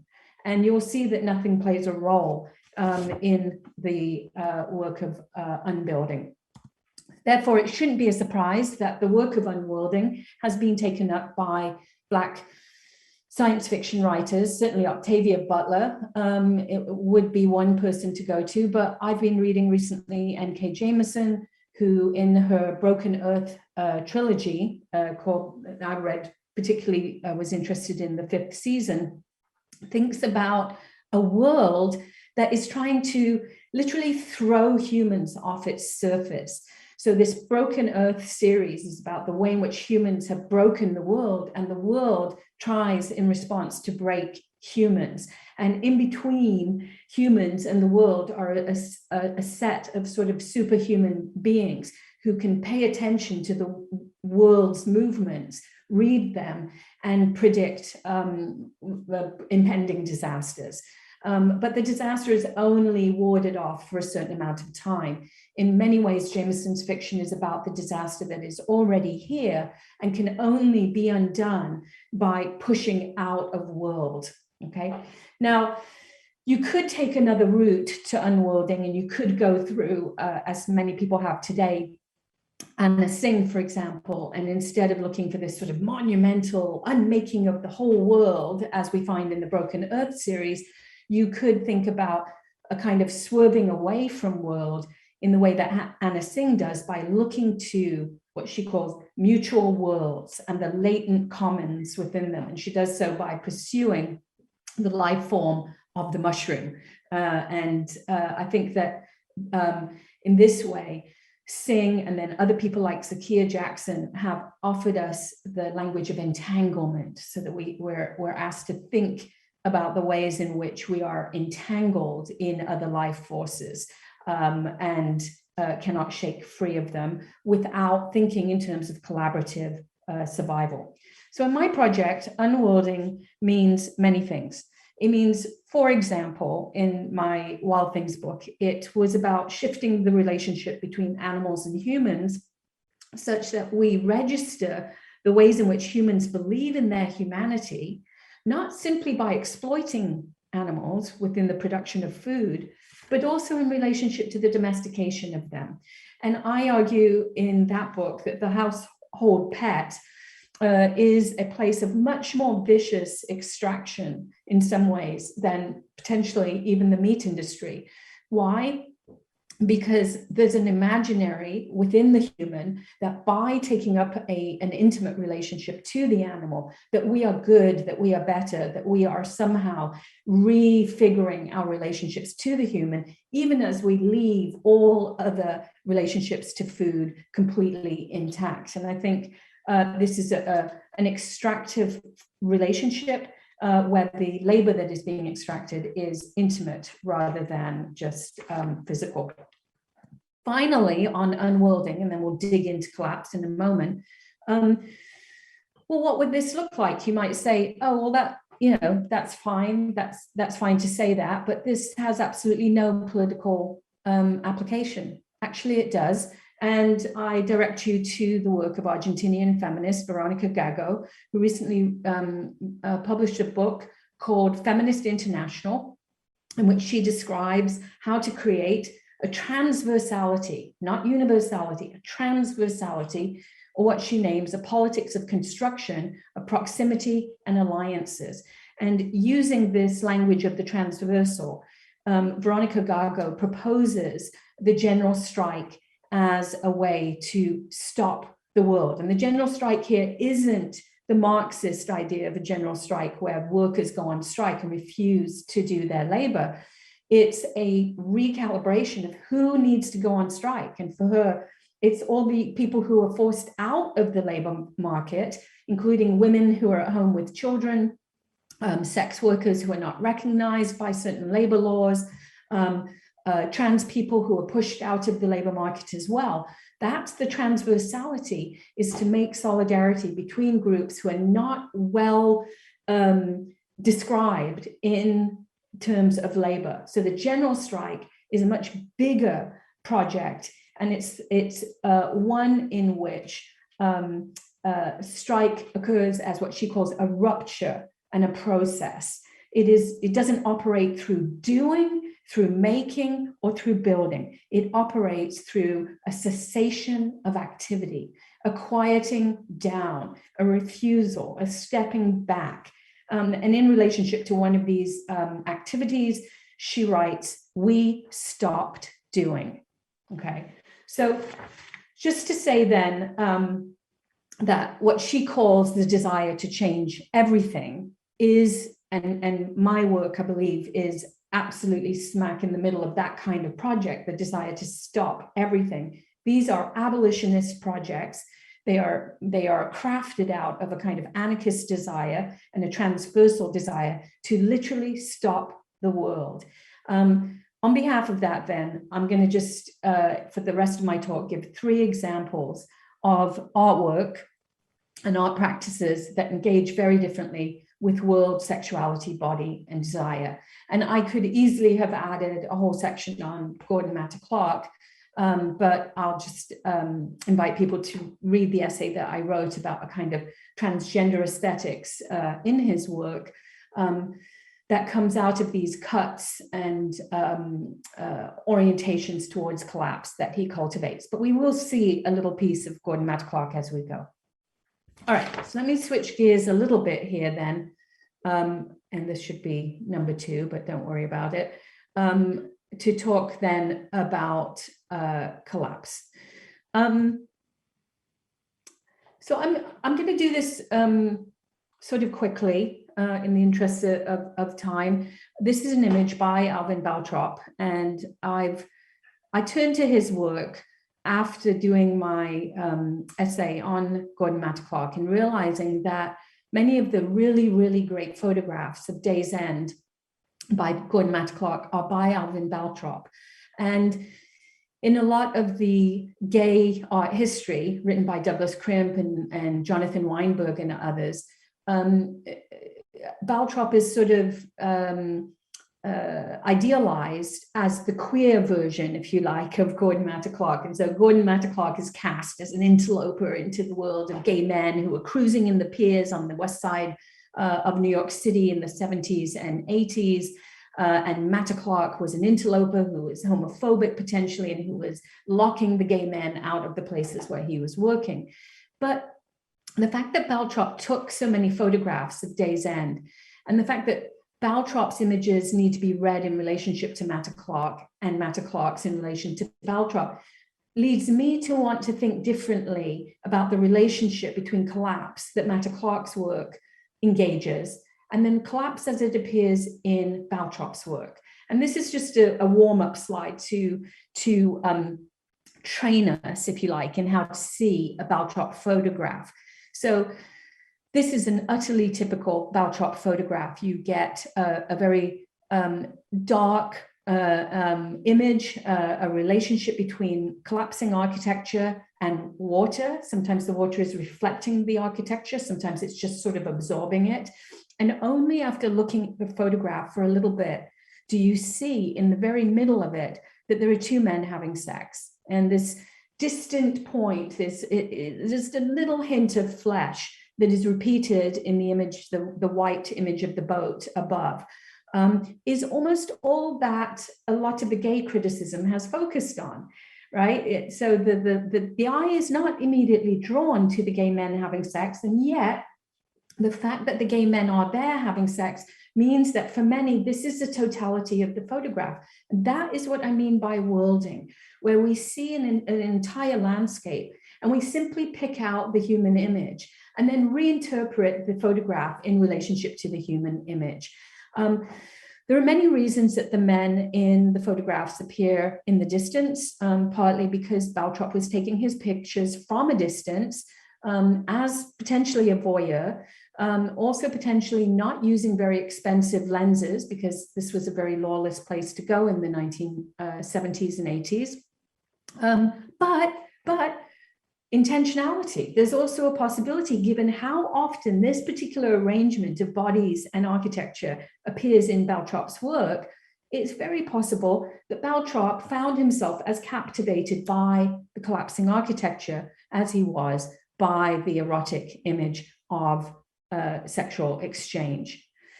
Before we get there, though, here's another image that I think could go into the archive of collapse very neatly, and this is by Rachel White-Reed. Obviously, it's called House, and it was her 1993 work that won her the big prize in the UK, but was widely despised in London.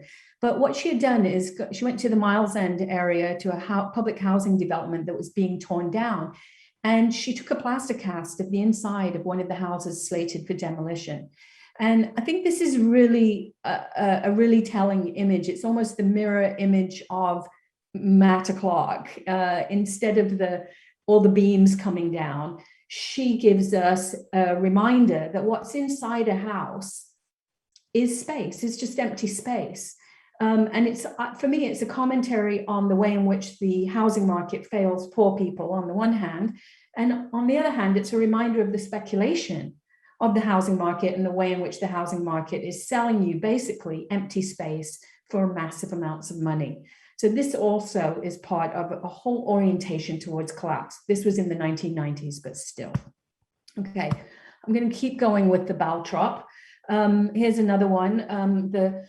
What is captured here is not a man actively having sex. And just a reminder for anyone who doesn't know, the piers are now a storied space of gay male cruising from the 1970s. The West Side Highway had collapsed. Speaking of collapse, in the 1970s, there was no way to get to the piers by car. They had been abandoned in the post-industrial era when the big trade ships no longer came up the Hudson. The police did not go to the piers because it was very hard to get to, and therefore you have a sort of lawless site occupied by homeless people, drug dealers and users, and gay men cruising, and there was overlap between all of those populations. And as we'll see in one of my examples, there are also women and girls in the piers, and there's a memorable film made about girls making their home in the piers. But this photograph is interesting to me for the way in which it captures what I was saying earlier about pre-internet cruising, the aimlessness, if you like, the chance nature of cruising. In a pre-Grindr era, you don't know if there's anyone around, and therefore cruising could be frustrating. It could be a long drawn out process. It was outside of capitalist time in the sense that there were no guarantees of any particular encounter.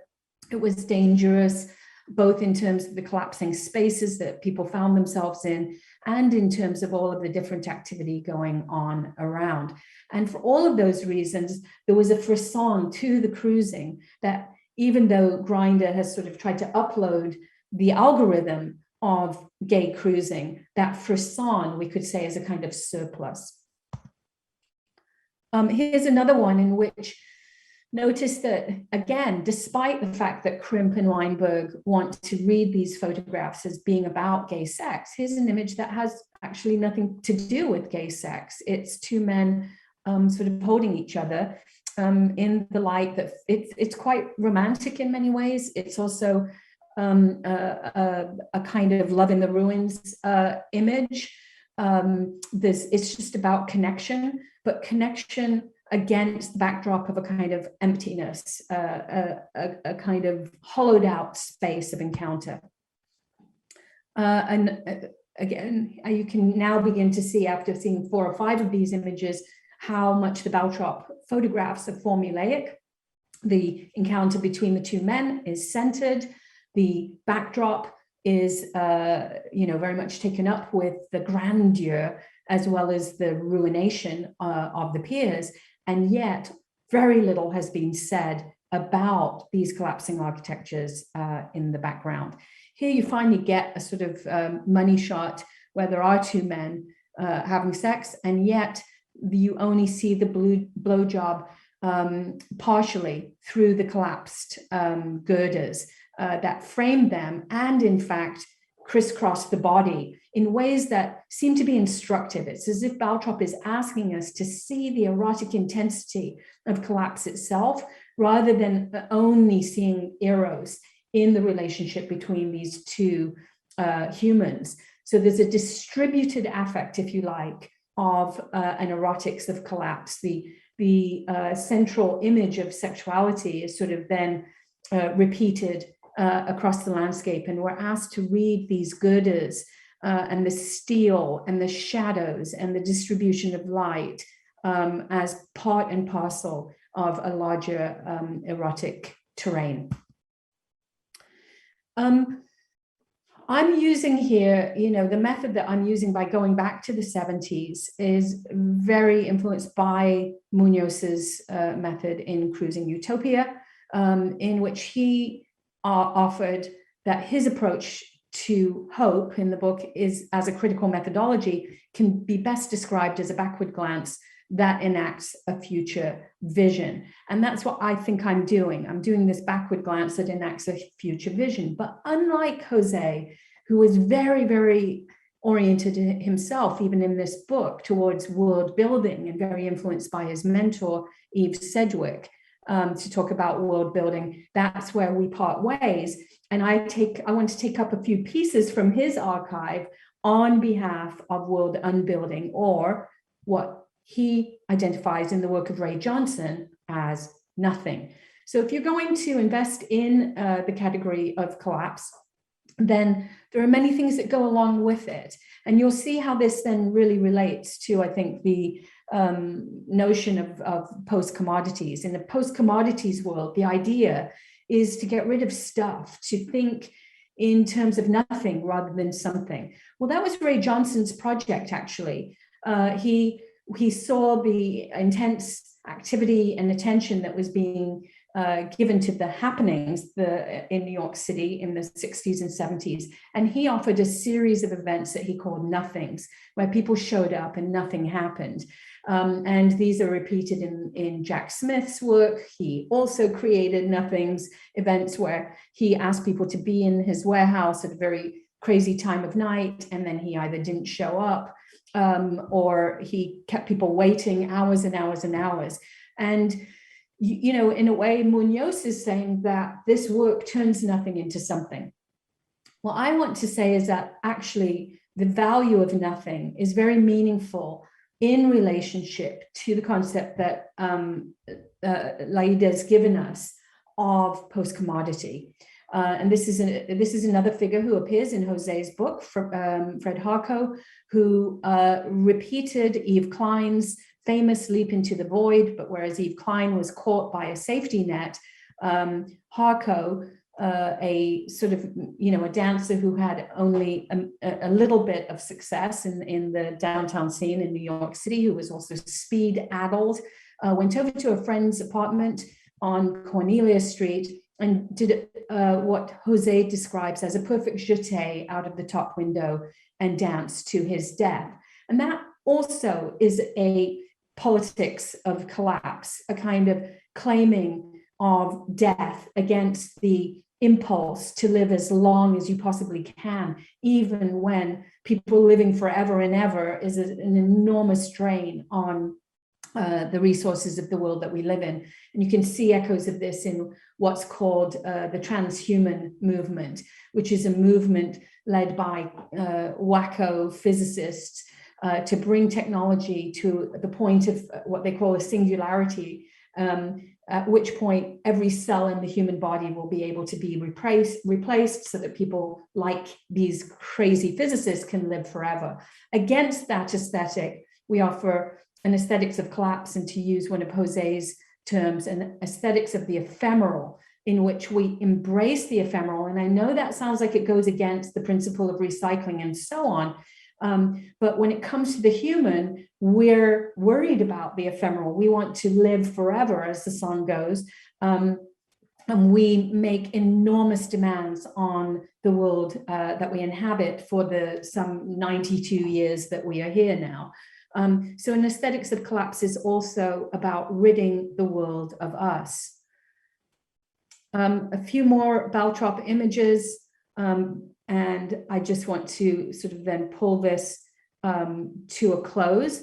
This is one of the few images by Baltrop where there may be a human or two humans in there somewhere, but I don't see them. One of the few he gave a title to, and he calls it Collapsed Architecture.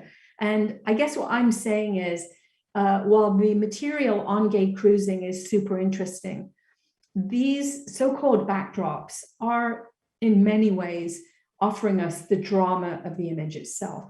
And if we fail to look at that drama, we will not be able to gather the lessons about collapse that the images have to tell us, which is that there is an erotics of collapse. There is a power in collapse. There is a kind of organic decline that we need to make common cause with, live with, embrace, and maybe invest in as a kind of aesthetic principle. Here's another one without humans, and this one has a beautiful sort of folding, to use the word of Lucas Crawford, a trans architectural theorist.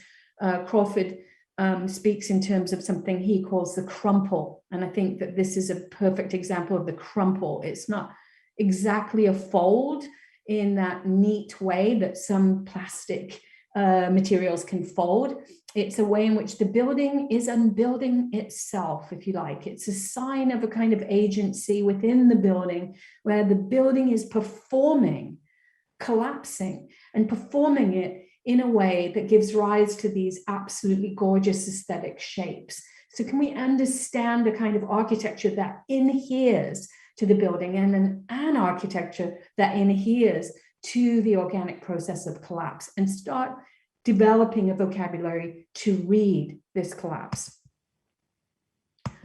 I'm not going to focus today on the human images. Here are some of them. They're often inert. It often looks like, as in this one, as if the building is trying to shrug the human images off. Here you get this odd slanted angle on the concrete. And finally, I'm opposing it, therefore, to the sort of pneumatic investment in erection that you find in the work of art world darlings like Jeff Koons, who wants to sell people on the masculinist idea that everything can go up without coming down. And that's what these pneumatic puppies that litter the entrances to many museums around the world are doing. They're offering a kind of glorified image of pneumatic masculinity that is always pumped and always erect and in a kind of Viagra state of readiness. This repeats itself across all kinds of architectures, and can be countered, therefore, by these ruinous images that Baltrop offers, images that I think speak in terms of a really different masculinity that is about deflation rather than inflation, an impotent architecture that folds down into spaces that become uninhabitable for humans. It's almost as if the architecture is ridding itself of human presence. So that leads then to questions about dereliction, and I will only mention one project on dereliction, and it's one that is very much related, I think, in the contemporary scene to Gordon Matta Clark's work and to Alvin Baltrop, and that is contemporary Black artist Cameron Rowland, who does amazing projects that are very, very much in line with this post-commodities emphasis, in the sense that he is trying to devalue certain spaces. Now, in this project, Depreciation, he bought a piece of land in South Carolina that had previously been part of a slave plantation. And with reference to the sort of the promise of reparations that were made to Black people in the form of 40 acres and a mule, a promise, of course, that was never paid, never has been paid, never will be paid, he offers instead the project of depreciation. What he does in this work is he buys the piece of land, And then he devalues it until its value comes down to nothing. He builds nothing on it. He grows nothing on it. He makes nothing on it. No one lives on it. No one works on it. There's nothing there. And over the course of a short period of time, the value of the land comes down to nothing. And at that point, the project is complete. Now, while that may sound purely conceptual and symbolic when it comes to a piece of land in South Carolina, Roland amazingly has done something similar in relationship to art museums. And so the ICA, for example, in London, is full of mahogany that was cultivated using slave labor. He placed a lien, a loan of a certain kind, on the mahogany in the museum, saying that the museum owed a debt to the slave labor that had been used to collect the mahogany, and that debt would be paid against the value of the building until the value of the building went down to nothing. And that it will take 50 years, and the museum has signed off on it, which is an incredible thing that he got the museum to sign off on that. And he is literally trying to drain the art market of its value. And I think that that practice and process of depreciation has to be at the heart of a post-commodities project. And here we are again back at then the value of nothing. Nothing is a very, very important part of Roland's work. Instead of building things that appreciate in value, that inflate in value, that acquire equity, he wants to reduce architectures down to nothing. And so in financial terms, in capitalist terms, in material terms, can we rethink a relationship to nothing? And Matt Clark made a huge deal out of nothing. And one of his big slogans, of course, was nothing works. And here's one of those beautiful images of Day's End that Baltrop took, suggesting that Baltrop was not only interested in the gay man cruising, he was also deeply interested in the relationship between the structure and collapse. And in the collapsing process that Matt Clark enables and engineers, he is putting to work this slogan that nothing works, nothing can work, nothing can do work. And the work that nothing does is a post-commodity work. And there's finally one of these images that now brings together Matt Clark, Alvin Baltrop. None of these guys are necessarily having sex. So this is a different kind of architecture of gay masculinity that is not reduced to the pornographic or fetishized in images of sexual contact, but is about a kind of sociality gathered around the site of a cut, not the phallic architecture of the building that is erect, but a different, not an anti-phallic architecture, but an architecture built around the cut, the collapse, and the impotent. And here's the image that you will now see where Day's End once was, which is David Hammond's beautiful homage to Gordon Matt Clark, also called Day's End, which he made the Whitney, and in one of these depreciation schemes, he made the Whitney pay a shitload of money for this steel frame, basically a climbing frame of sorts, that went up overnight, that people just really don't like. I love it. I ride by it on my bike nearly every day.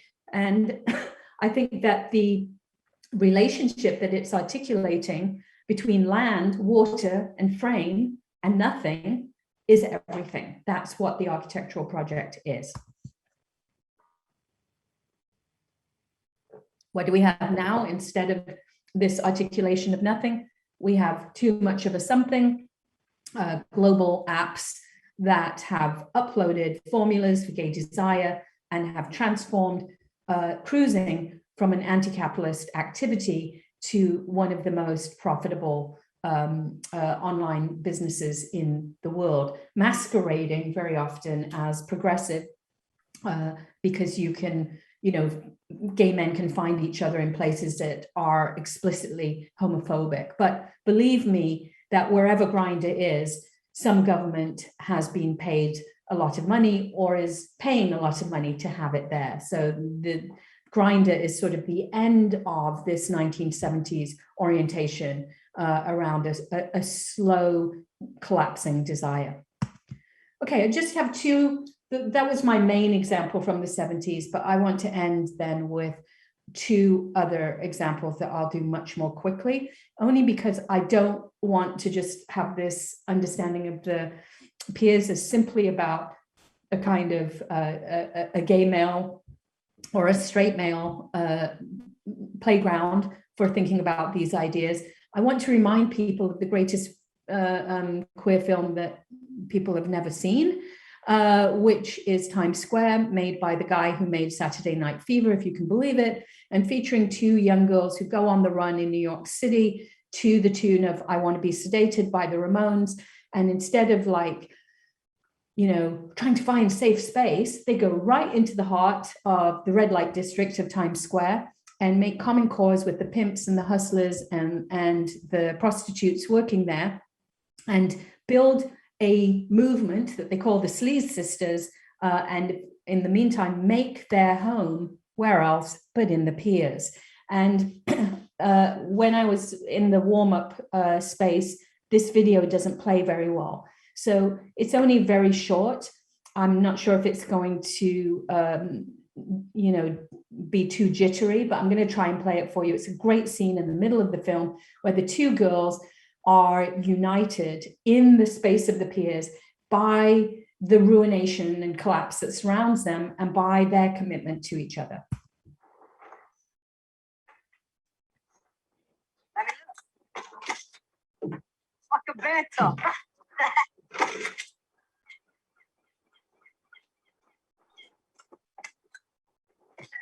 Back porch. My bad.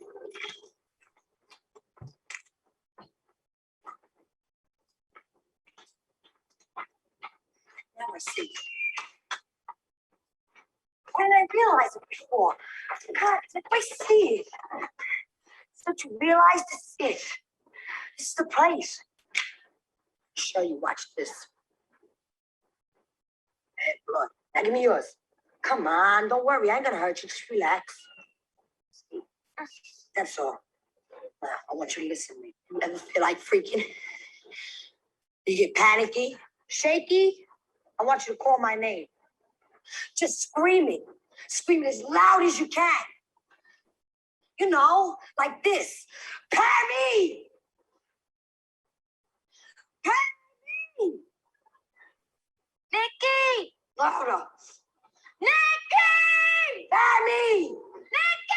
Perry! Nikki!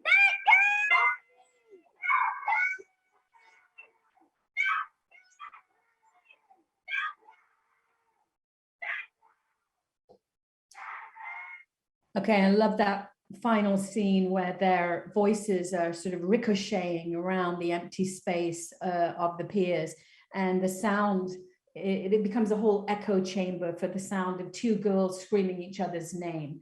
And that, you know, in that way, they sort of recede into this world of dispossession and make common cause with the transversally, if you like, with the populations there. All right, I just want to conclude then with offering the third example that I'll be writing about in this book which is Ursula Le Guin's The Dispossessed from 1974. And The Dispossessed, which is one of the very few anarchist sci-fi novels ever written, is an amazing meditation on dereliction and dispossession. And I just have two quotes by way of conclusion from Le Guin. One is, those who build walls are their own prisoners. I'm going to fulfill my proper function in the social organism. I'm going to unbuild walls. And so here you can hear the kind of abolitionist project, the anti-carceral project that is embedded in a project of dispossession. But what does dispossession mean? In the book, there are two worlds. There's a capitalist world and there's an anarchist world. And the anarchist world is literally the space that I'm calling unworlding, unworlded. It's a space where people have left the capitalist world, gone off to their own very desolate planet. They are instructed by the teachings of an old woman called Odo, and they have learned to set up an anarchist society where everyone works Everyone does the shit work and the good work. Everyone takes care of everyone's children. People sleep with men or women. Gender is not set in the way that it is in a capitalist society. And there are problems too. Art is not particularly valued. Originality is not particularly welcomed. And there are signs that life is so hard that it cannot go on. So when Shevik, the hero, is invited to the capitalist planet on account of some research he's done, he is absolutely seduced by capitalism. And at first he completely fills up on alcohol, sweets, in the leisure time that he is given to do his work, and he is completely won over by capitalism. But eventually his complete joy turns to disgust. And at that moment, he's contacted by an underground movement we can call today the post-commodities uprising. And these folks ask him to come and speak. And speaking like a true post-commodities activist, he addresses the crowd on behalf of nothing. He says, "We know that there is no help for us but from each other, that no hand will save us if we do not reach out our hand, and that the hand you reach out is as empty as mine is. You have nothing, you possess nothing, you own nothing, you are free. All you have is what you are and what you give." And here's a little tiny glimpse of not just world or life in a post-commodities future, but relation, what it would mean to live without owning. To be free here means to be freed from the worlds of commodity exchange, possession, ownership, buying, trading, use value, profit, and so on. All we have is what we are and what we give. And maybe we can find in this kind of vision of dispossession some of the political coordinates of a post-commodities future. Thank you.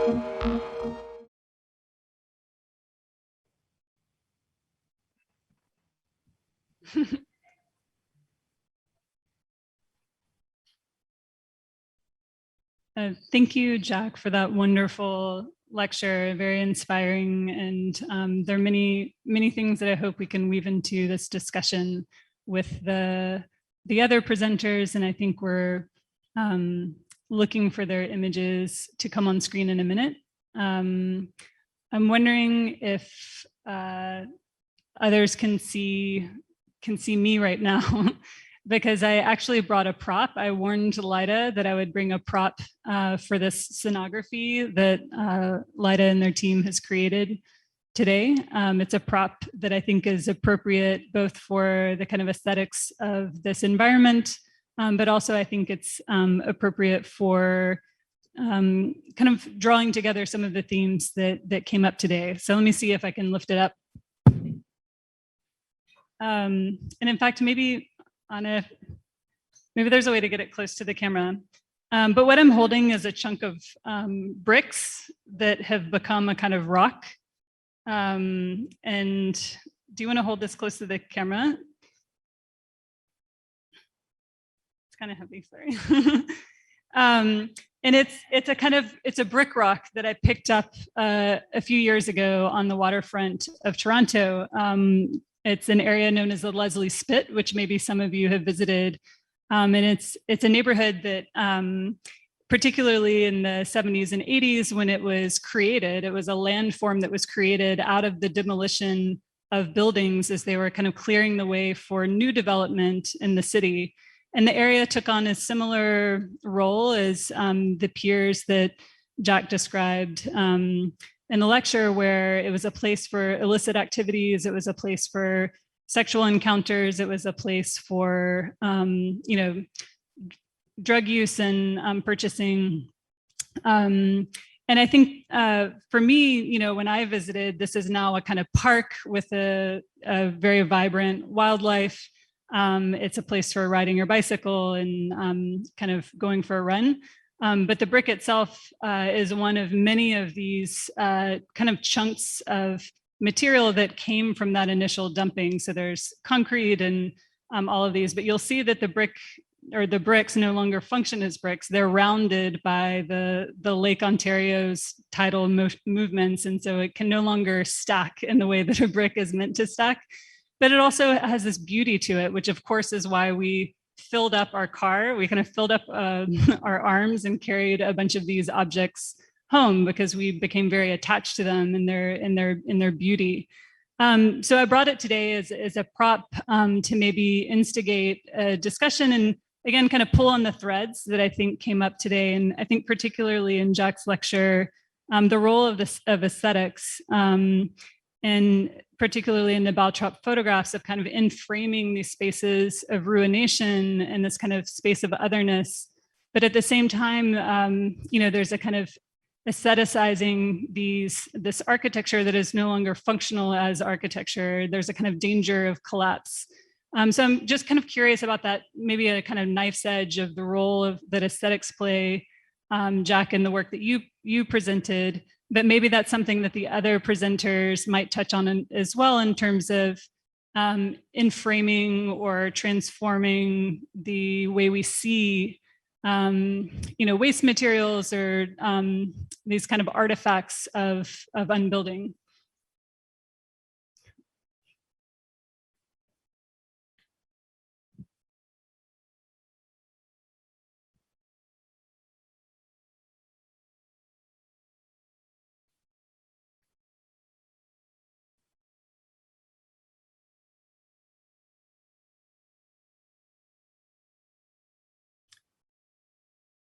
Oh, I see. I think we lost a couple of our speakers. I see Jack and Jaffer. Is that enough of a prompt for a response? Yeah, sure. I mean, I'll just start, and I think that's really right, Meredith. That I'm trying to put a certain emphasis on aesthetics because sometimes, as James C. Scott proposes in Seeing Like a State, the aesthetic makes something seem doable or right or proper in the way that a city grid will make the city feel orderly, as if that's a good thing, but won't ask any questions about how a city should function. And in the same way, of course, we think, well, a collapsing architecture is unsafe. There's nothing that we can do with this. And yet, the aesthetic doesn't demand that we do something with it. The aesthetic is also just interested in ways in which we are envisioning relationship to things and to the non-human, or it's changing the way that we can imagine that relationship. And I think that's what I'm quite drawn to in Baltrop's work. It's like, well, yeah, the charisma of the image of people having sex is there, but there's so much more happening in those photographs. And I'm moved by the photograph's own interest in this other scene of aesthetic and erotic activity. And I'm trying to make sense of it for projects that are counterintuitive in that they are not world building. They are literally about trying to unmake the world in order for anything else to ever happen.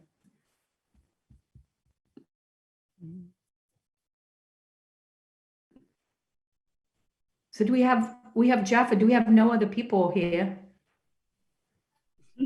I think that is true. That is true for the moment, yes. Cool. I'm happy to chat with Jaffer. It just got intimate. Let's keep it small.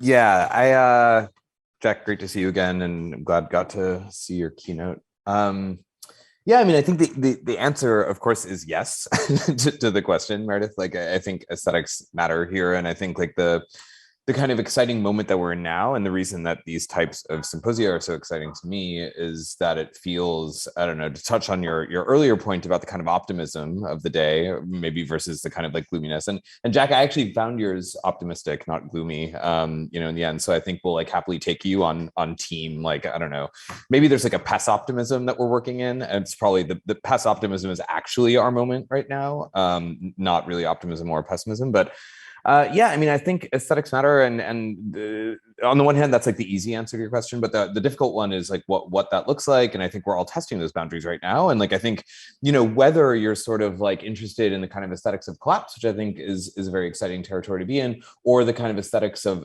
reuse, or the aesthetics of kind of material innovation and the kind of like composite hybrid material. All of them seem to indicate like a new direction of unknowability, and to a certain degree, a direction of the grotesque, right? And that seems to actually be a sort of aesthetic moment that we're in, is like to resist the kind of like late capitalist, neo-capitalist aesthetics of perfection and seamlessness, and like the kind of smoothness of, maybe like the late modern, transition into like the kind of 70s, 80s, like, airport aesthetic of everything having to like look perfect. And I think we're all kind of struggling with ways of dealing with failure, imperfection, inherited conditions, the grotesque, like things that are just inherently unknowable.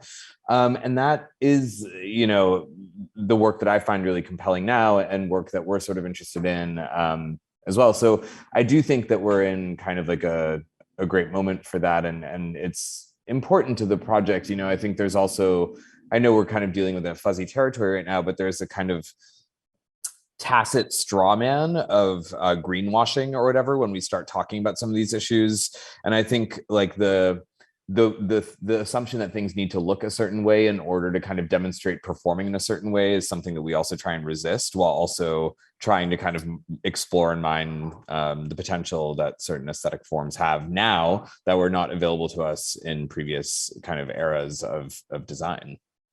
Mm-hmm. I want to push on this a little bit further, because I think, we're here in Ann Arbor, we're very close to Detroit, which has this kind of reputation or aura around its ruination, and the kind of imaging of that ruination and the aestheticizing of that ruination.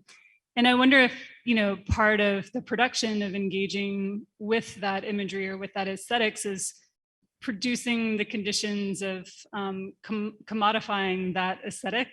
So for example, I feel like I could open a kind of Etsy store and sell these rocks that I found in Toronto, because I think they have a kind of allure and beauty to them. And so at what point does that sort of spawn a kind of another cycle where that aesthetic that you're describing as grotesque or monstrous becomes desirable and becomes more, I don't know, like prevalent and kind of produces a kind of commodification?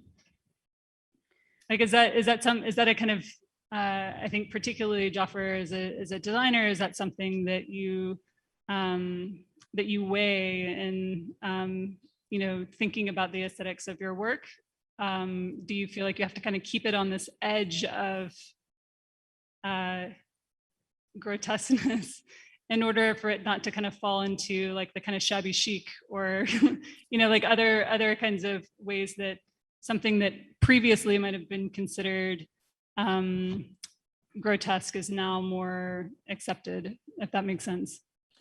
Yeah, and I'll keep it quick because Jack, I know you're about to say something, but look, this is like the whole project of queerness itself, right? Which is that like dominant society always catches up with queerness no matter what happens. And like the kind of like terms of aesthetic production always become enfolded, like folded into or like usurped by a kind of dominant culture. So my strategy is a dumb one, Meredith, which is that I don't overthink it. Like I can't, right? Like, of course, the thing that's grotesque is going to end up being co-opted by mainstream culture. It's going to enter the Etsy store and we're just going to have to keep moving forward. And trying to kind of like predict and design around the usurpation of an aesthetic language feels counterproductive to me on a personal level. This is not a judgment. This is not like a claim that I would make as universal, but it would freeze me from trying to do anything if I was always worried about someone taking that image and trying to sell it back, you know, as a kind of problematic thing.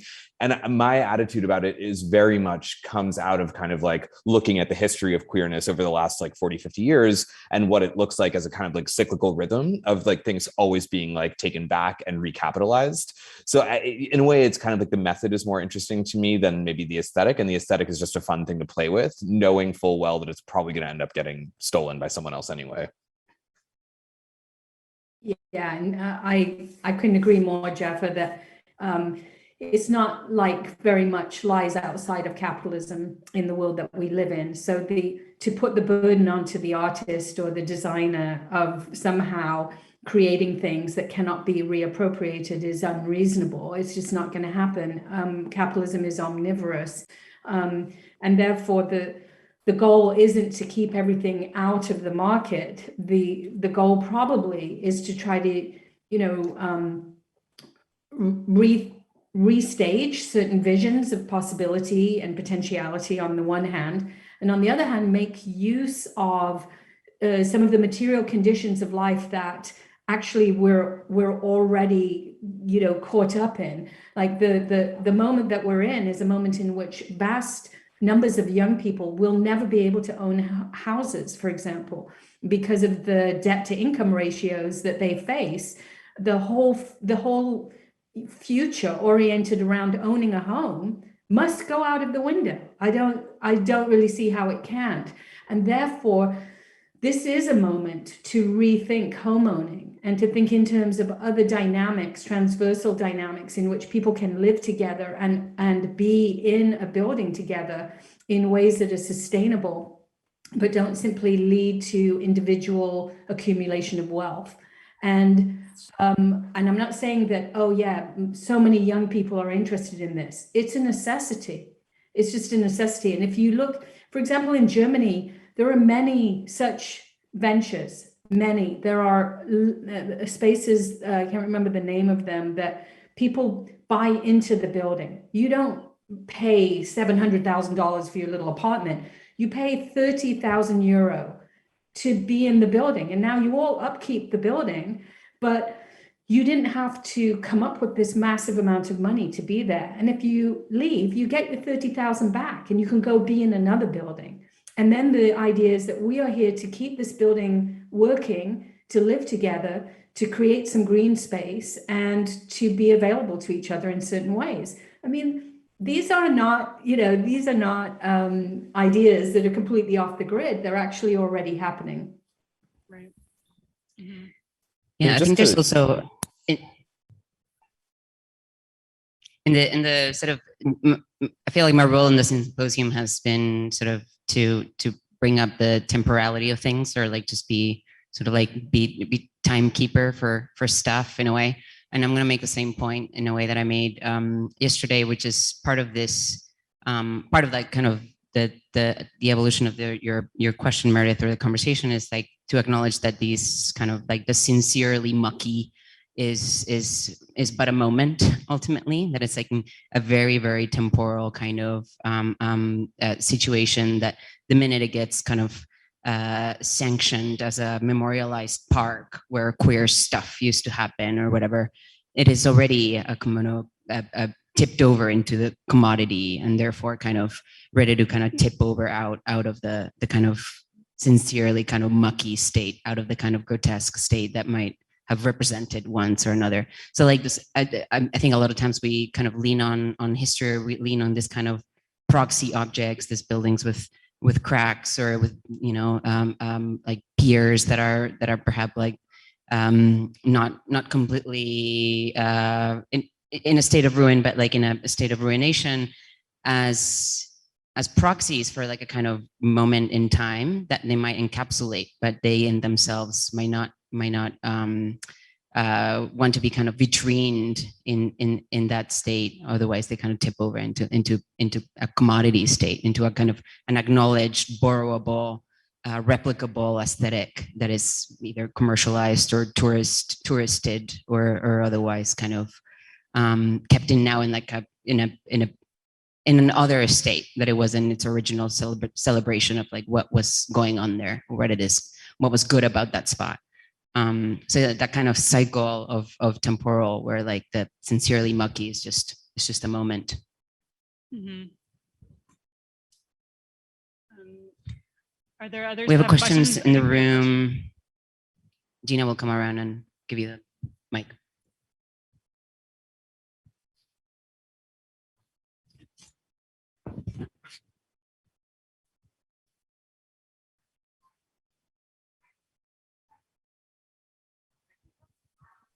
Hi. Whoa. Okay. So I guess my question sort of lies in New York City, and I know you guys must be really familiar with it. And you know how like there's a section of New York that's becoming fastly like commodified and very like concentrated in capitalism, and then there's a side that's sort of being left behind. So I guess my question sort of lies in like, how do you think post commodities can either like make that a little bit more equal, sort of making it more accessible to those who don't have as much as those who sort of have too much. And I guess like, how can you like sell this to people to make it more accessible?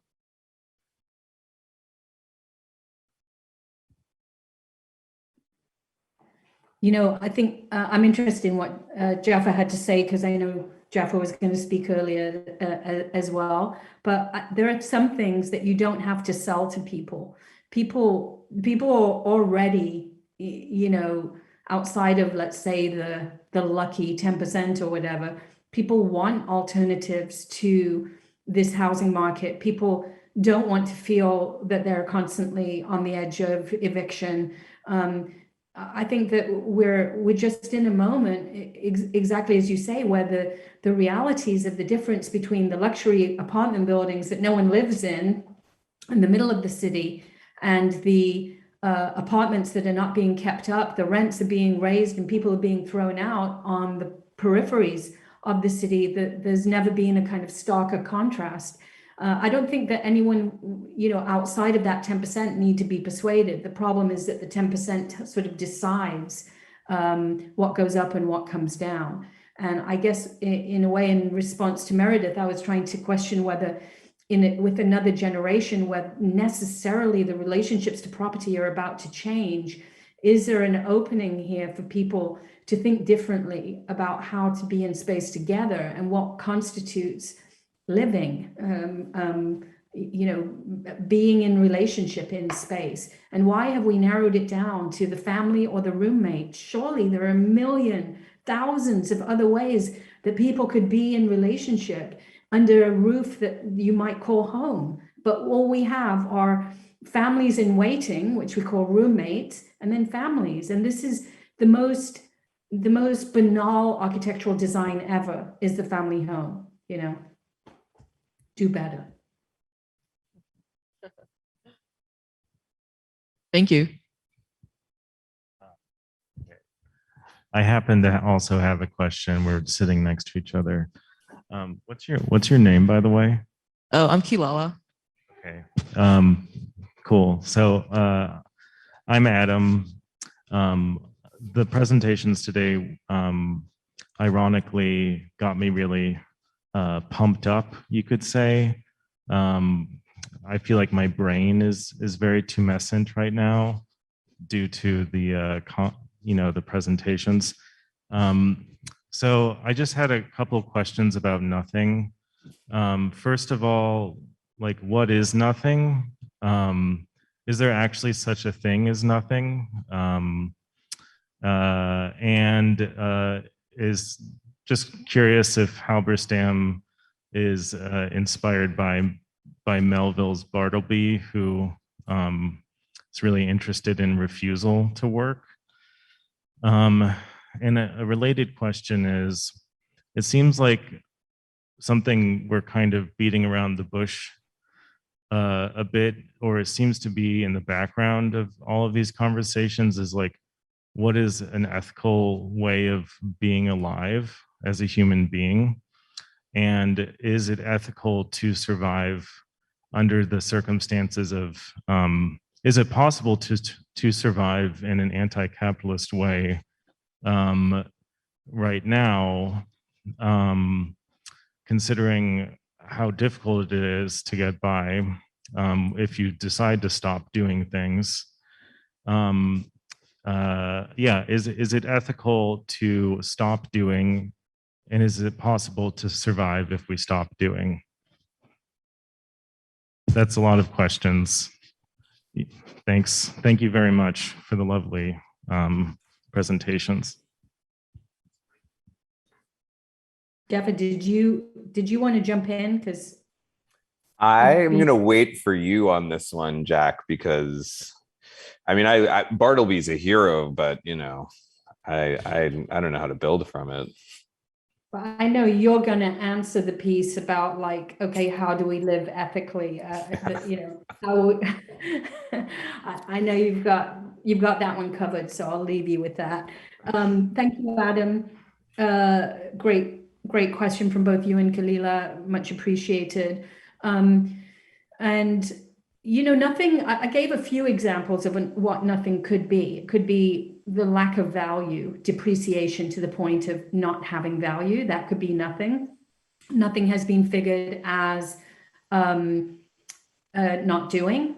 Nothing has been cast as the female body and castration. And, you know, there's a whole psychoanalytic literature about lack that has figured the space of nothing as a space of dispossession that is captured in a gender hierarchy. But nothing is also a kind of it is kind of the opposite of capitalism in the post-commodities context. Like in a commoditized financial regime, something is everything. Something is everything. So people buy shit and they spend a lot of money on shit, and they just, you know, want to have something. And this is what Paul Preciado calls a kind of pharmacopornographic cycle of excitation and frustration that is developed both through commodity capitalism as well as by the big pharma, and that there are forms of subjectivity now that understand having as basically having in relationship to a market of commodities. So to invest in nothing means that we might be willing to change the template of desire that we currently operate off of, that we think about the uselessness of the stuff that we have taken into our households, and that we also change our understanding of value such that nothing matters. Nothing needs to become part of what people have been talking about today in terms of the materiality of life that is not human, but maybe nothing, but means within a different regime of knowledge. And that's what I mean by knowledge. Bartleby, you know, Bartleby is great. He is the quintessential do nothing, right? I prefer not to. But Veronica Gago's stop doing is way more powerful, in my opinion, because it's interested in a kind of not the singular individual refusal to do something that you're asked to do, but a kind of massive stoppage of the work of reproducing the world that we all do every single day. And when that happens, and the group that Gago is a part of in Argentina has mounted many of these events, these general strikes. They're deeply disruptive, but in order for them to work, they need to be global. And that's what that book is trying to articulate, the Feminist International, or how to change everything. And so it isn't like what we're doing in Argentina, it's how to change everything. So in order to change everything, we could start with nothing. Yeah, I mean, I would only add to that I think the kind of like The project of withdrawal feels too passive to me. And I really like the gecko example that you just gave, Jack, because it implies there's an energy, like a counterproductive energy, that I'm a lot more excited by than a kind of energy of withdrawal or lack of energy.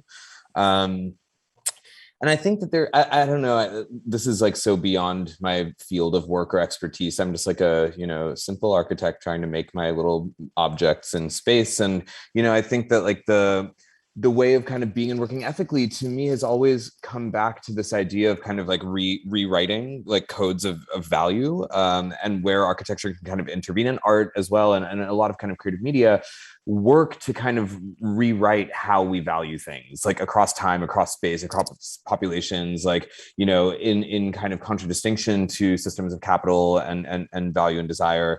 And a lot of our work and kind of like, trying to deal with material that exists in the world has to do with trying to give it value somehow, and to like make that somehow work, within a kind of broader context. So yeah, I mean, I think nothingness feels, it feels a little over to me right now, I will say. Like, I think a few years ago, I was like, let's just all like slow down and like take it easy and, self-care and all of this stuff. And this might just be where I am, but it feels a little like the kind of active, counteraction is a lot more exciting and a lot more necessary. And it does require energy to kind of do the work that works to undo, the thing that's made us productive in certain tracks. So I find nothingness a little bit like a little sadder now than maybe I did even like 3 years ago.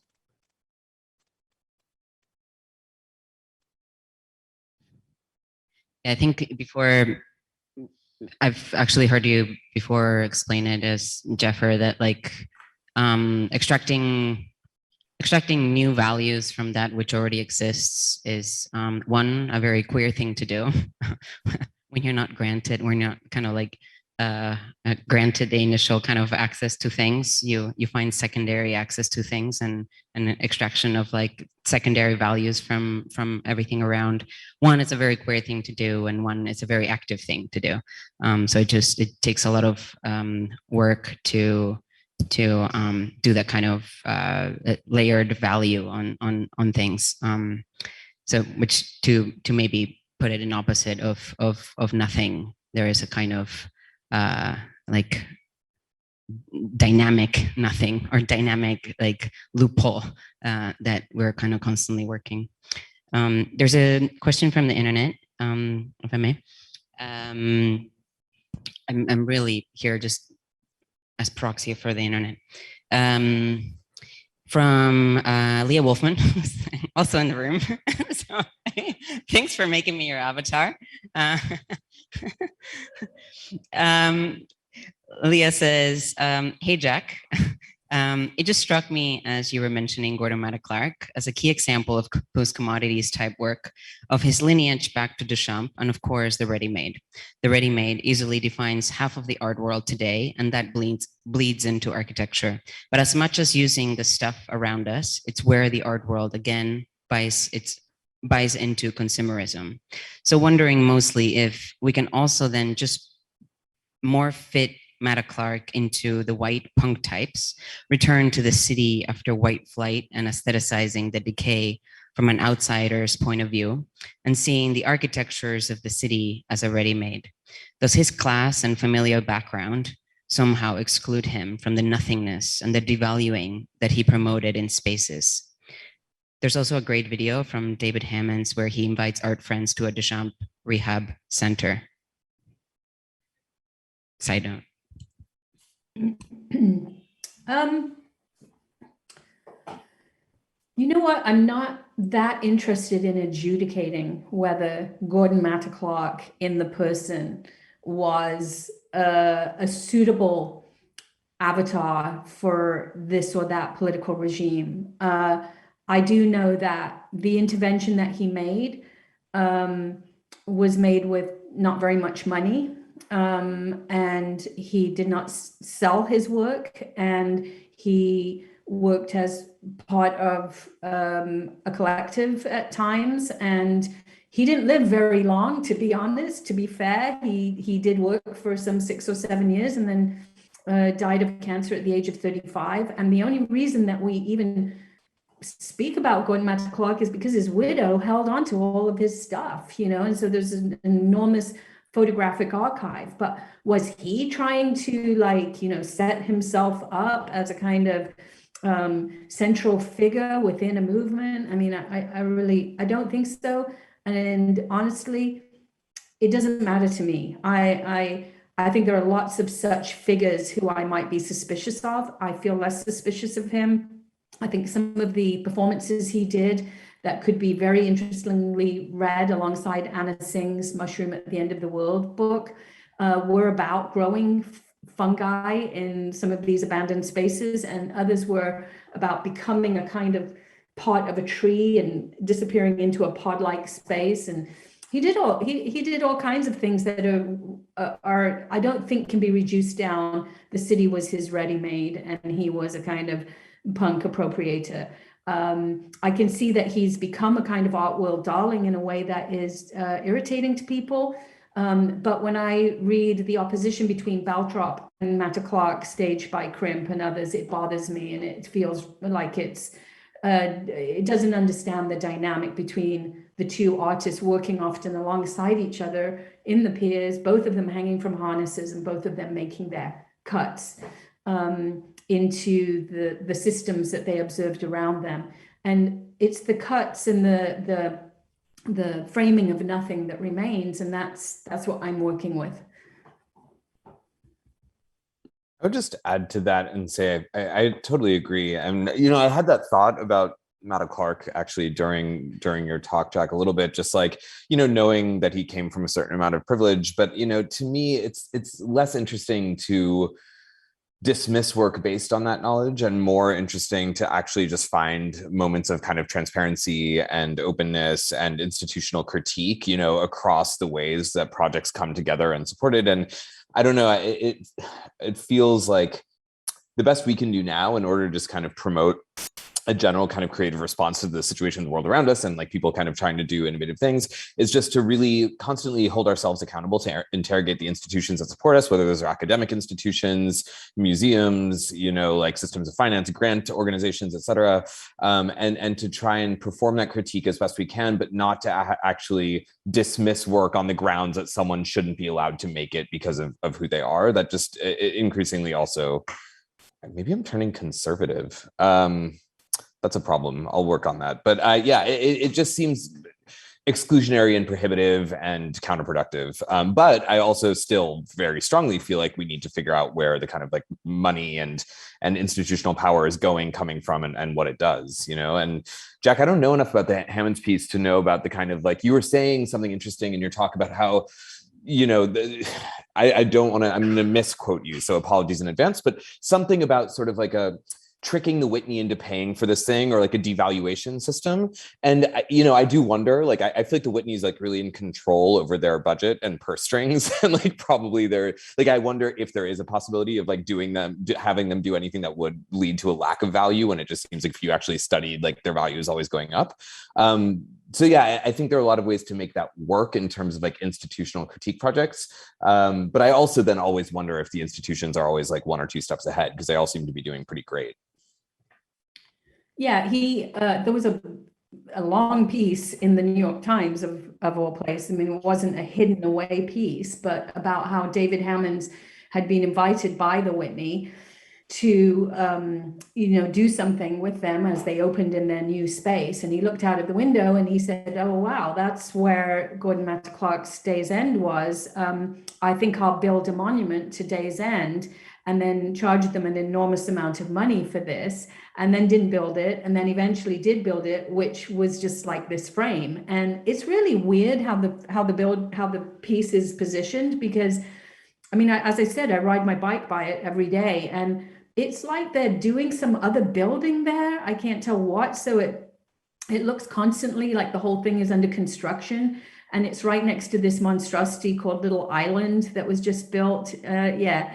And so it has none of the glory that presumably the Whitney had hoped for. It's more like Hammond's snowballs that he sold on the street. You know, it's one of those kinds of projects. And yet I do believe that it's a beautiful and fitting homage to the framing of empty space that was Day's End. There was somebody wrote a really damning critique of it online. I can't remember her last name, Emily something, maybe somebody knows. And I don't agree with the critique at all. I think that was more along the lines of, gentrifying the waterfront sort of thing. I don't think that's what this is. I think this is it's both a conceptual piece and a true, sincere homage to Day's End. There's no monument on the Hudson River Parkway saying this is where Gordon Matta Clark built Day's End. The piers were full of art by Wojnarowicz and Keith Haring and other people, and there's no markers of that legacy anywhere there. The only marker now is David Hammond's beautiful piece, Day's End. And I think it is to me, it's a meaningful project, and it's one that stands in critical opposition, literally, to the Whitney.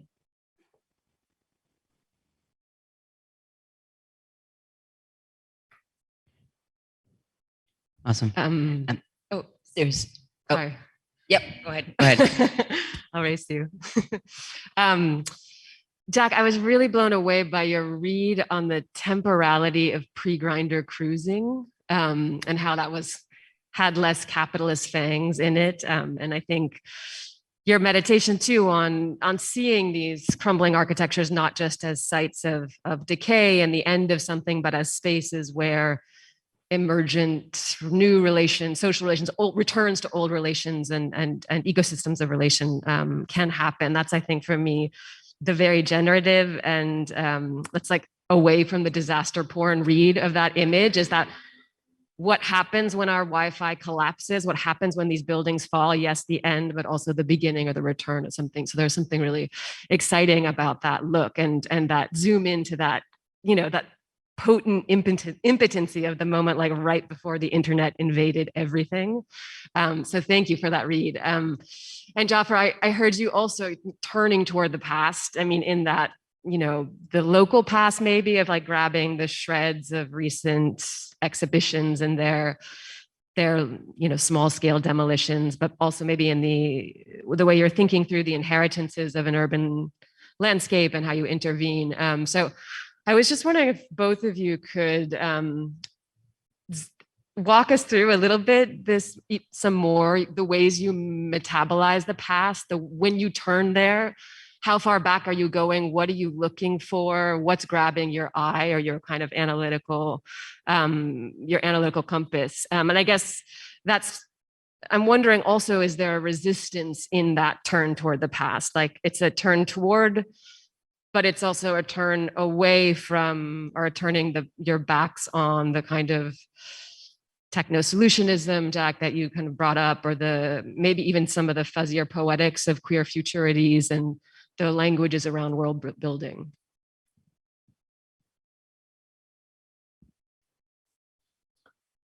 I have a sort of easy answer. I'm getting some audio feedback.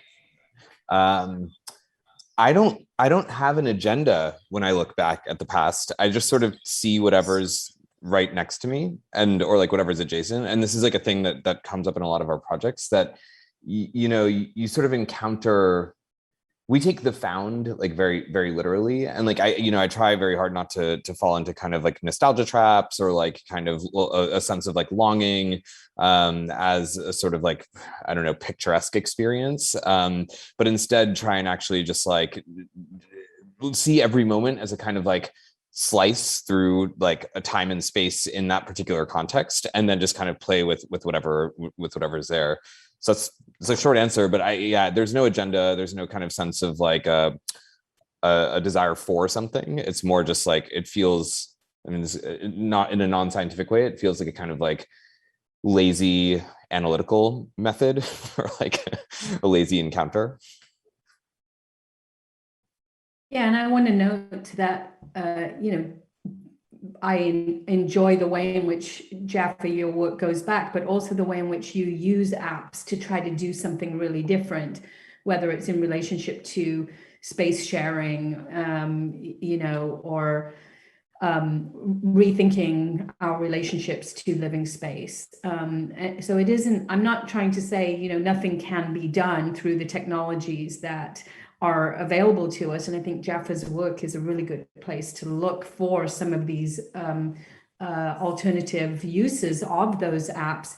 But I am super curious about whether we can stay out of the utopian long enough to recycle some of the projects from the past. You know, we seem to think that we have to invent the future anew every 5 minutes in order to have some sort of optimism. And in fact, you know, I'm learning here from someone like Robin Kelly, who in the book Freedom Dreams reminds us that just because a movement had goals that did not come to pass doesn't mean that there isn't tons of useful material in the political history of that movement. We should be mining all kinds of projects associated with socialism, for example, to see what were the visions of how to live together within a system where profits were distributed and wealth was shared. And I mean, as I said, you can't design your way out of the crisis that we're in, and we can't build our way out of it. And there may be, if we're in the ethos of recycling, there may be tons of material that we've barely tapped into from the past, that within which people were envisioning how to be in space and how to be in relationship to capital and how to be in relationship to each other and to non-human entities in ways that were not just about profit, value and accumulation or extraction. So for me, the past is I'm not a particularly good cultural historian, to be fair and to be perfectly upfront. I haven't tended to do those projects. But somehow this project has just dragged me into the 70s. And now that I'm there, I'm trying to think about why, for example, Jose went back to the 70s, but tried to pull the material from the 70s into a kind of queer futurity of the present. I want to know what the queer futurity looked like from the vantage point of the 70s. Maybe Ray Johnson's Nothings were not trying to reconfigure a homophobic devaluation of the queer, but we're really about trying to undo these investments that heterosexual countercultures were making in happening and something and making. So I'm quite serious about what would happen in queer theory if we really got serious about world unmaking. And I think that some of the answers to that question are in the past, and probably very likely outside of the US. Do we have time for one more, Laida? Yep, we can take one more. We'll do it quick. All right, quick. So I just Thanks, have a Gina. question. In this post-commodity world, what are ways that we measure success? Because with the Uber capitalism, it's about accumulation, the biggest pile, the most, the growth until we explode, success. But and I bring it up partly because when I talk to students throughout the semester, I'm trying to get them to question how they measure their projects in terms of success. But also, I think the way Laida set up the symposium about like post-stardom art and architecture. There's also this group called Art Co-op that Caroline Woolard is one of the leaders of, and it's sort of asking similar questions about like, why so much for so few when the rest of us are scrambling for crumbs? And so I just find myself a lot lately trying to figure out in terms of whether it's ethics and values, but maybe success isn't even the right word, but what are ways, maybe measure is not even the right word, but if we're talking about quality over quantity, or what do we put forth in terms of quote unquote success?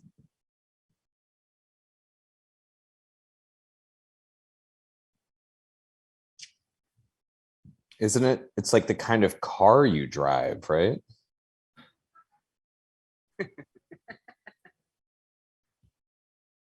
I'm not that interested in success. I do think it's a good question. Look, it's a good question.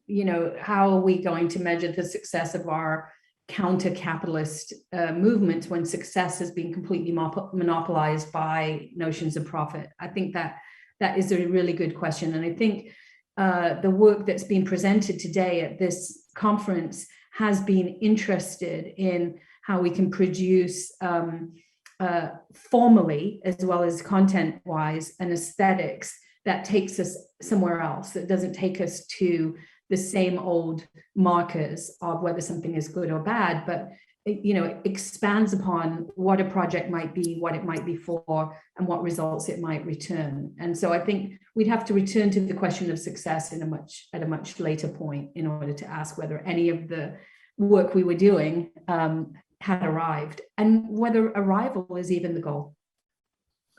I mean, it's an interesting, like this is, I hate to end on such like a I don't know, cheesy note, but Jack, Queer Art of Failure was huge for me in this regard, because I remember reading it and having a profound kind of like paradigmatic shift in, the way that, not that I perceived, like, it's not that I ever was after the big car or whatever, but like, just to frame the terms of like failure versus success is inherently kind of like, fungible, interchangeable, manipulable, like the kind of like foundational way that one can make a new set of assumptions about like life itself. So, in answer to that question, I would recommend that book.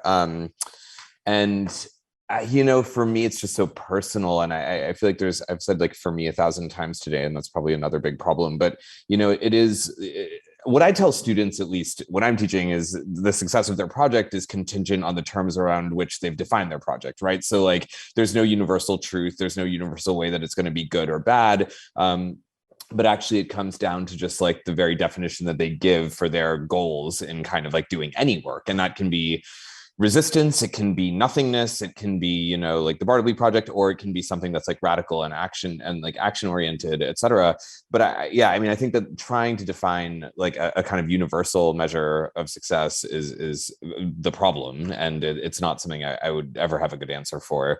But I think there are a lot of ways of unknowing success, which in their own terms maybe are successful. And I think that's like a lot more exciting to me.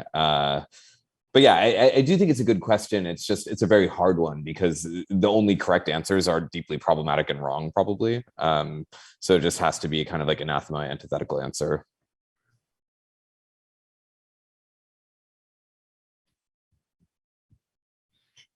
Okay, thank you. If there are no concluding thoughts, Meredith, I'm not one for sort of live briefings on 2 days of nuanced content. So I'm going to sort of conclude the symposium by thanking everybody that has participated the last 2 days. Even those that are sort of nothing right now due to sort of failure of Wi-Fi. Very symbolic sort of moment. Is that it might be a success? Maybe that's what made it successful. But yeah, so I want to thank my team. I want to thank Meredith dearly for your introduction. And my team, Ishan Paul, Leah Wolfman, Anna Tang, Ray Majewski, and Gina Laudato, and Delaney McCraney joining us from the other side of the internet, and everybody that showed up to the space. Thank you very much. I will do a bit of like it will come to me what I would have wanted to say in this moment, and I'll email you all. Can I say one thing, Laida? Which is, I think this is the most successful hybrid event in terms of the way that it all shook out. So I'm incredibly impressed with how you and your team put this together. It actually really worked. It was very confusing at first, but it like really, really worked well. Thank you. I think we did all this so I could maybe do nothing today. That was the kind of logic. That was the diagram. A lot of stuff at the beginning, nothing today. Thank you very much, everyone. With that, we'll conclude the symposium.